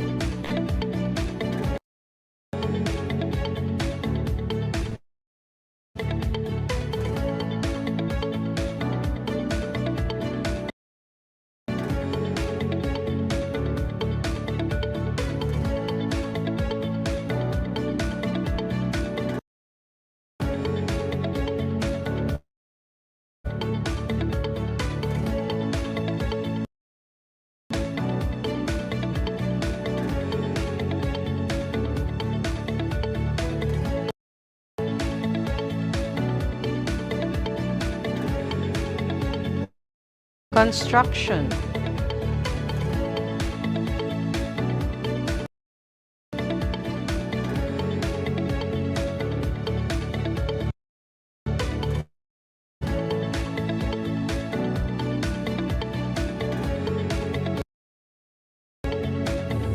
Electrical and electronics.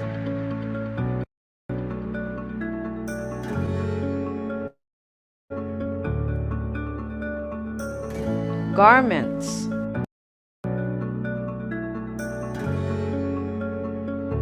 Human health or healthcare.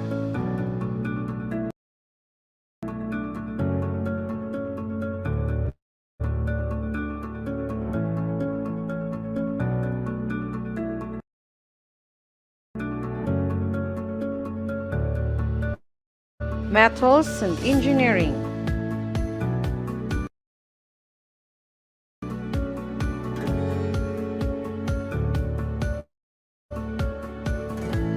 Processed food and beverages.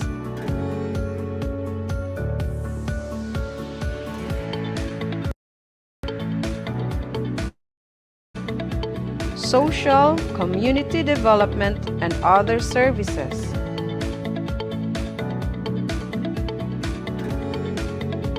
Tourism.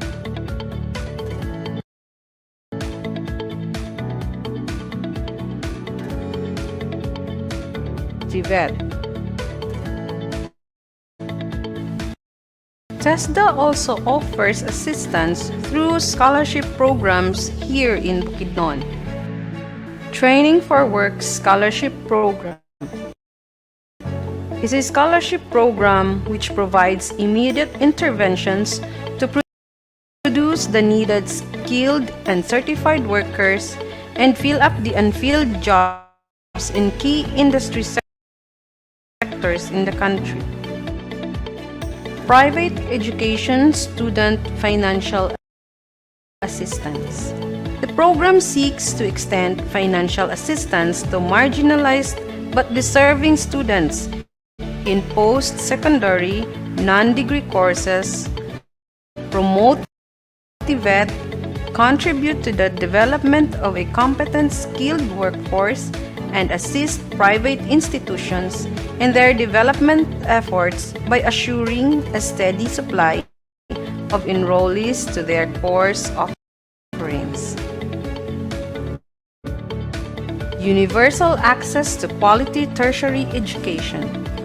A program established through Republic Act Number 10931 providing for free tuition and other school fees in state universities and colleges, local universities and colleges, and state-run technical vocational institutions. Establishing the Tertiary Education Subsidy and Student Loan Program. Strengthening the Unified Student Financial Assistance System for Tertiary Education and appropriating funds therefor. Tulong Trabaho Scholarship Program. A scholarship program established through Republic Act Number 11230, which mainly aims to provide more innovative approaches to TVET linked to the requirements of industry to primarily address unemployment and job skill mismatch through the delivery of selected training programs to qualified recipients. Special Training for Employment Program, a community-based training program that seeks to address the specific skills needs of the communities and promote employment through entrepreneurial, self-employment, and service-oriented activities. Rice Extension Services Program, a program under the Rice Competitiveness Enhancement Fund for teaching skills on rice crop production, modern rice farming techniques, seed production, farm mechanization, and knowledge technology transfer through farm schools nationwide. Scholarship benefits, free skills training, free assessment, training support fund, new normal assistance, workshop uniform allowance, accident insurance coverage for a period of 1 year, book allowance or learning materials allowance, starter toolkits, entrepreneurship training, TESDA priority clients, agrarian reform beneficiary, drug dependents or surrenderers, family members of AFP and PNP killed in action, indigenous people and cultural communities, inmates and detainees, overseas Filipino workers dependent, PWD, rebel returnees or decommissioned combatants, returning or repatriated overseas Filipino workers, senior citizen, victim of natural disasters and calamities, wounded in action AFP and PNP personnel.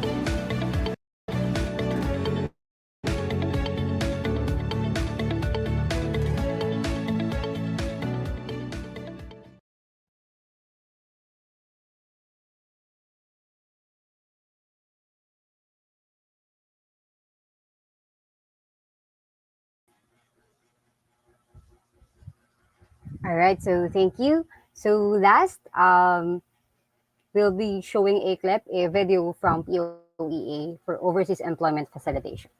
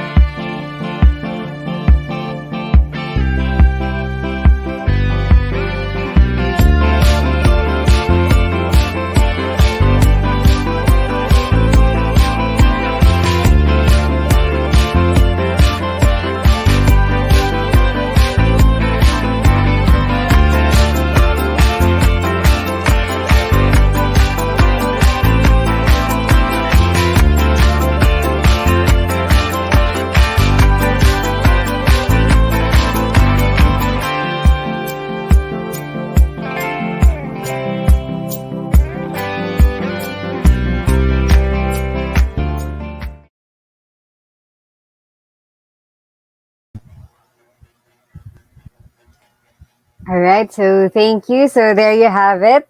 Um, we are done with the videos po from our local agencies. So maybe please ask the company representatives, the local agencies representatives po for the open forum. I think for now, we only have po the rep from TESDA, Sir Daniel Cañete. Hi, Sir Daniel. Can you open your cam po?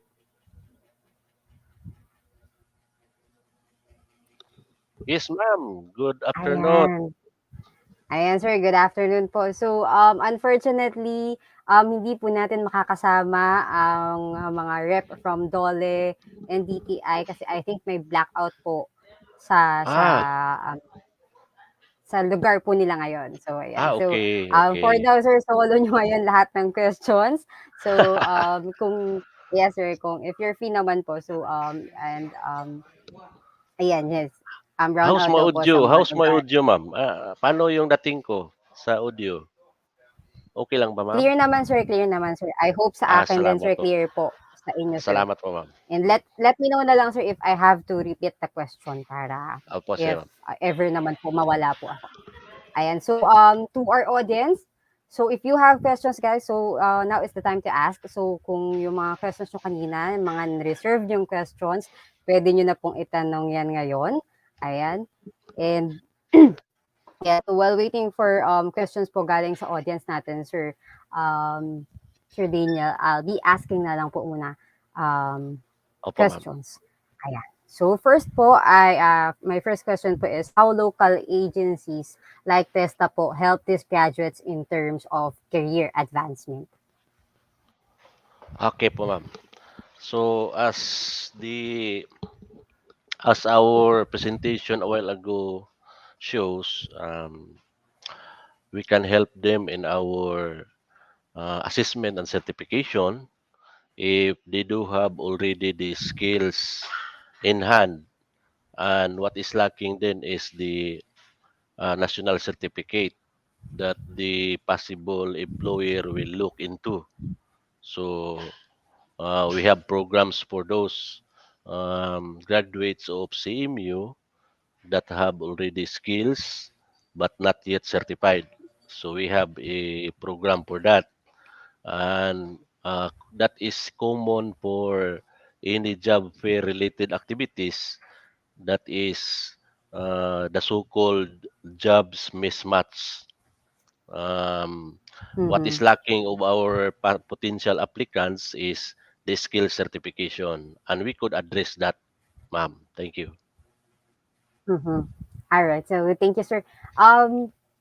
Ako, sir, I believe po marami akong narinig na si TESDA, marami silang free trainings, courses, short courses po na binibigay nila sa mga bawat barangay. So, parang ang isa sa mga is yung for mommies po yung pedicure, manicure, 'di ba po? Tapos for the students, graduating students, alam ko rin meron yung for I think ITs, yung mga ganun po, no?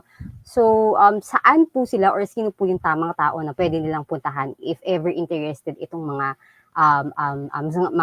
job seekers po natin ito?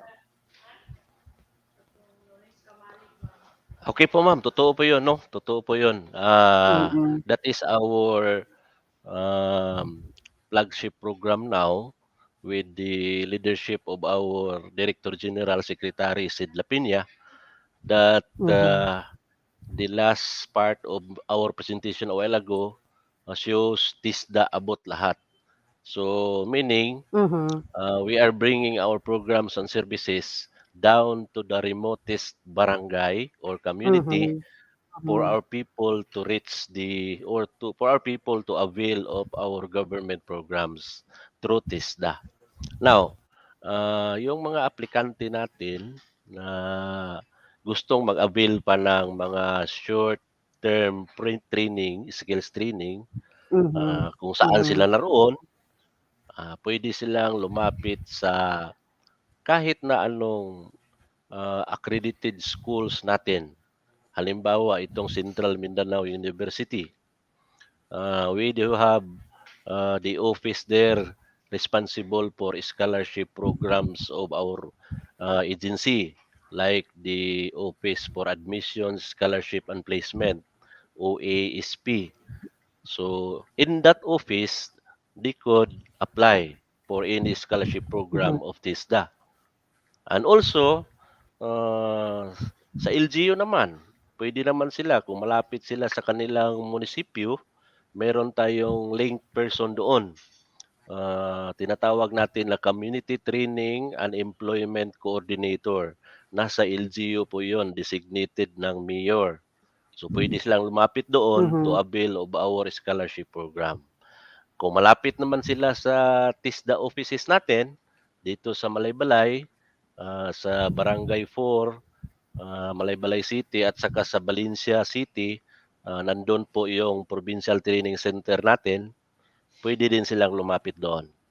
Kahit po um, sa virtual platform natin, ma'am, pwede silang mag-email sa ating official email address, pwede rin silang tumawag sa ating cellphone numbers, at pwede rin silang mag-access doon sa ating website. So, napakarami pong paraan. Salamat po, ma'am. All right. Thank you, sir, for answering the question. So, next question, sir. Earlier you mentioned po na marami pong mismatch job positions po today. So, what are the programs you po? What are the programs you do po to address these problems po? Okay po, ma'am. Salamat po. Ang mga program offerings po natin sa scholarship ngayon ay naka-anchor po siya sa National TESD Plan, yung tinatawag natin na Technical Education and Skills Development Plan. At down naman po, cascaded po sa provincial level, meron naman po tayo dito sa Bukidnon na Provincial TESD Plan. So kung ano pong mga sectoral priorities na naka-indicate doon sa TSD plan na yon, doon po natin i-base yung mga scholarship program offerings natin. So sa ngayon, nandito pa rin tayo sa panahon ng pandemya, may mga sectors po tayo na priority. Unang-una, dito sa provincial province of Bukidnon, since this is an agricultural province, known to everyone na agricultural po yung unang ginagawa dito. So napakarami, medyo marami yung scholarship programs natin sa agri-fishery sectors. Nandun yung halimbawa organic agriculture production in situ, agricultural crops production, at yung iba pang mga skills training programs. Pangalawa po sa priority sector sa ngayon ay yung construction sector. So nandun po yung mga trainings scholarship programs natin sa carpentry, sa masonry, nandun po yung sa plumbing, sa pipe fitting, pati na rin yung sa related sector na metals and engineering, halimbawa yung shielded metal arc welding. Nandun na po yun lahat. So by priorities yan ngayon. Kasi yun din ang sinasabi ng mga employer natin. May isang ang employer natin na construction company, nagdi-demand sila ng maraming mga graduates natin na skilled for construction sector. So yun naman ay ina-address natin through our scholarship programs offering. Ma'am, thank you. Alright, so thank you, sir. Ako, sir, may question ako since marami akong kakilalang nag-abroad po. And ang Opo, ma'am. ginagawa lang nila, kahit hindi sila 4-year graduate, ay ang tawag dito, pumapasok sila ng TESDA po, no, to have short courses, trainings po. Maraming Opo, ma'am. nag-abroad. So, I'm not really sure if talagang yung certificates po ba ay ino-acknowledge ng ibang bansa po. I'm not sure if my question is correct, pero yun po yung pagkakaintindi ko since marami pong mga nag-a-abroad na dumadaan muna ng TESDA. Lalo po yung mga skilled worker. Totoo po yan. Totoo po yan, ma'am. Yung national certificate po natin, Mhm. nire-recognize na po yan sa ibang bansa. Not only in our country now. That is so because unang-una dyan yung na national policy na yung General Agreement on Tariff and Trade, no? Noong 2016 pa po 'yan, no? Ngayon naman, pangalawang basis diyan ay yung ASEAN Qualifications Framework. So lalong-lalo na doon sa ASEAN member countries. So kung ano yung recognition natin sa skilled worker natin dito sa Pilipinas, ganun din yung recognition nila sa kanilang bansa. So recognize na po yan. Totoo po yun, ma'am. Salamat. Wow. So, ang ganda pong marinig. So, akala ko po kasi parang after nila mag-TESDA, pag dating din ng abroad, they have to get another certificate po mula doon sa bansa or sa country na napuntahan nila. So, pwede na Opo, po ma'am. pala directly, no, in-acknowledge na recognize na po pala yung certificates from TESDA. So, Opo, ma'am. thank you, Opo, ma'am. sir, for answering. At least, Salamat, ma'am. malinaw para din po sa mga kakilala natin na Ah, mga gusto mag-abroad po, no, yung mga, lalo oo. na yung mga blue collar or skilled Oo. workers. Ayan, so Opo, thank ma'am. you, sir. And So, isa pa, ma'am. Dagdag tips ko lang. po, yes, sir. Ma'am, dagdag ko lang. Yes. Itong target audience natin ngayon graduates ng Central Mindanao University. So karamihan sa kanila Mhm. graduates po ng degree programs. Kung meron naman Mhm. diyan na mga nakarinig ngayon or nanonood ngayon na wala pa po silang skills, kahit po Mhm. graduate na sila, welcome pa rin po silang mag-avail sa ating mga scholarship programs at saka mga short-term skills training. Pero kung may naririnig or may mga nakikilala kayo na hindi pa sila graduate ngayon or completer pa lang sa junior high school or di kaya'y katatapos lang ng senior high school, ang encouragement natin sa kanila pass by TESDA before proceeding to college. Yun po. Para as they finish the college degrees, meron na po silang skills. O di kaya naman ay pwede nilang gamitin yon na as a part-time job while studying in college. So yun po ang encouragement namin, ma'am. Salamat. All right. So thank you so much, sir. So I think wala na pong question from the audience. Ayan. So again, sir, maybe ask po the hotline or the numbers or email address na pwede pong natawagan ng mga aplikante or ng mga gusto pong kumuha ng free training courses po sa TESDA. Ayan. Sige po, ma'am. I-dictate ko na lang po, no? So, yung official email address natin dito sa provincial office ay ganito, region10.bukidnon@tisda.gov.ph. So, ulitin ko po, Region 10, 10 po yung 10, Region 10 dot Bukidnon at tisda.gov.ph. Yung cellphone line number naman natin 0998 950 0567. Uulitin ko po, yung cellphone number natin sa office 0998 950 0567. Kung sa Facebook All right. naman, So ang account natin sa Facebook region lang po, ma'am. Binabawalan po kami sa regional sa provincial office na mag-create ng aming sariling FB account. So kung sa region naman yung region FB account naman yung makita nila, pwede rin naman silang yung mga queries at mga messages nila maipasa naman dito sa atin sa provincial level. So salamat po. All right. Thank you so much, sir. So guys, nasa screen po natin yung contact information po ng TESDA. So if ever you're interested, please take a screenshot of the number and email address of TESDA.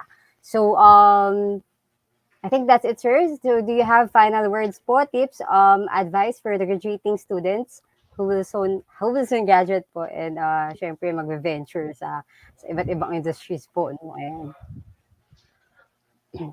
Opo, ma'am. Opo, ma'am. So, unang-una po, salamat po sa ating Panginoon sa panahon ngayon, sa panahon na ito na ibinigay sa atin na nakapag-conduct tayo ng ganitong activity through our partner agencies and organizations.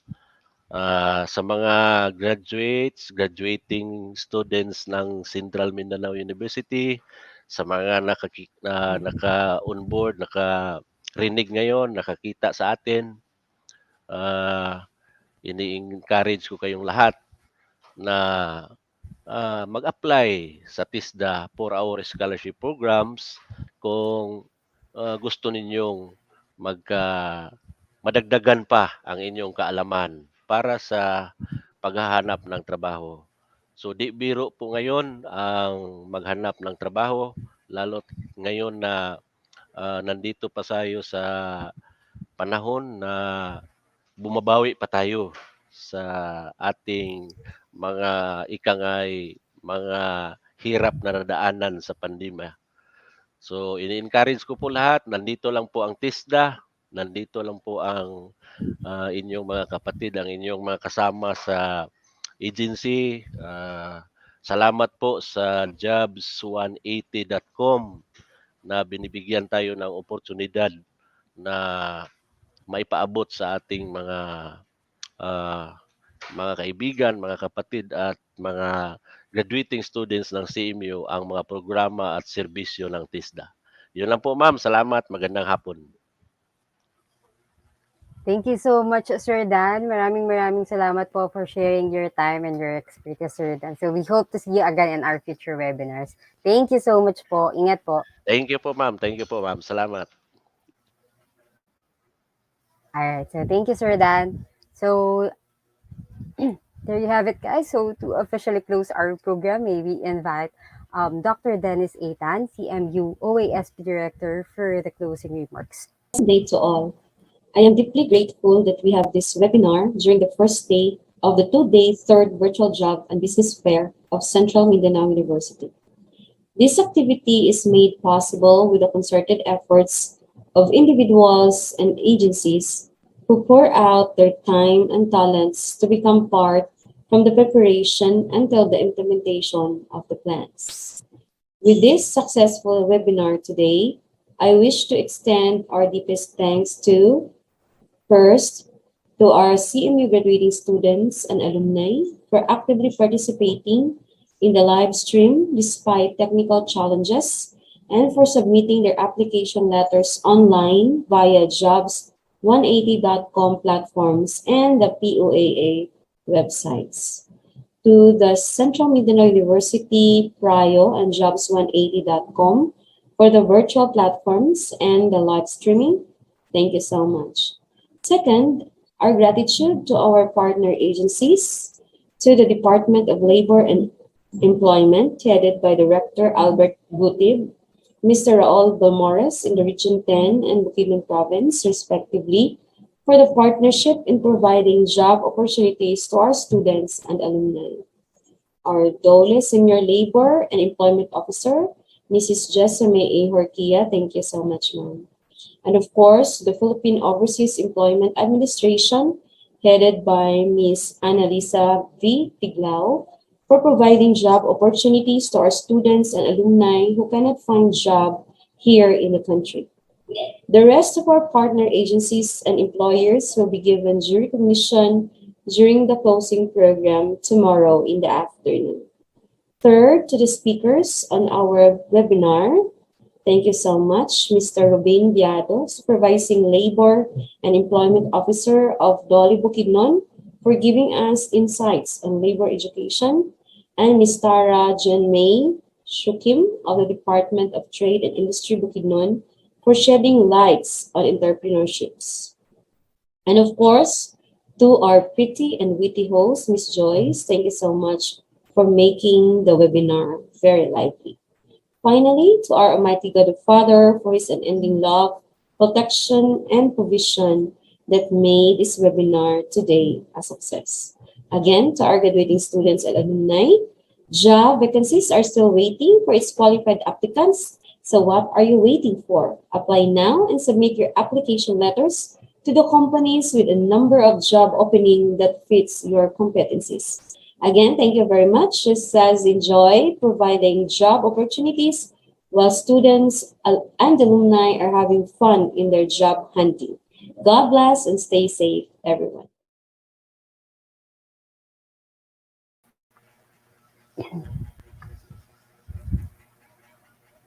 Thank you so much, Dr. Dennis Tan, I hope, sana lively talaga po yung medyo namamaos po ako. Pero thank you so much, Dr. Tan, for again, trusting Jobs 180 for collaborating and trusting us to power your event. So maraming salamat pa rin po. And so there you have it, guys. We are done with the talk proper and successfully tackled all the topics assigned for today's session. So please do not forget to evaluate this event.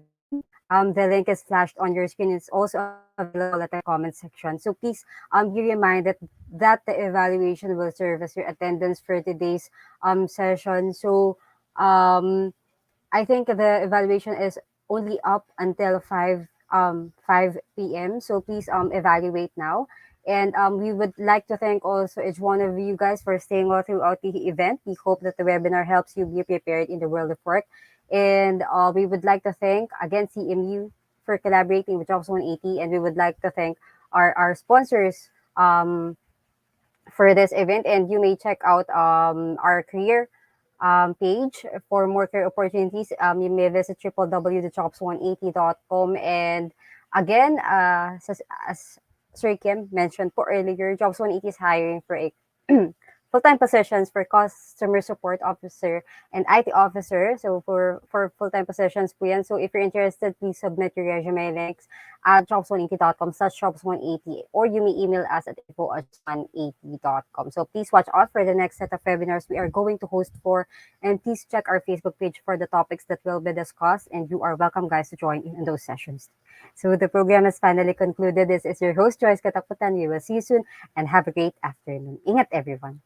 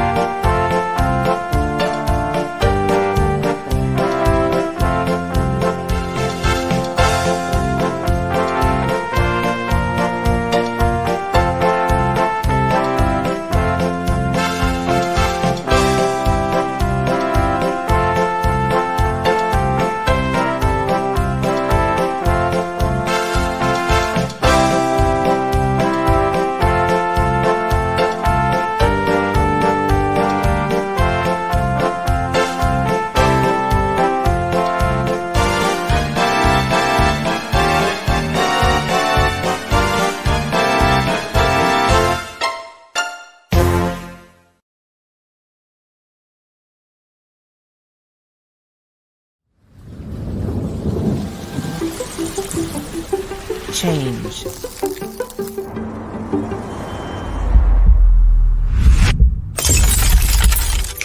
It happens when you least expect it, but also when you embrace it. At Accenture, we help the world's biggest brands thrive through change. Our people combine technology and creativity, expertise and experience, learning and collaboration, passion and purpose.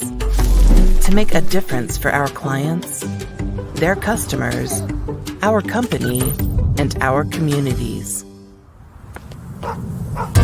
Behind every great change is a great human. Bring your skills, your curiosity, and your true self to your work every day. Let's do incredible things. Let's deliver on the promise of technology and human ingenuity.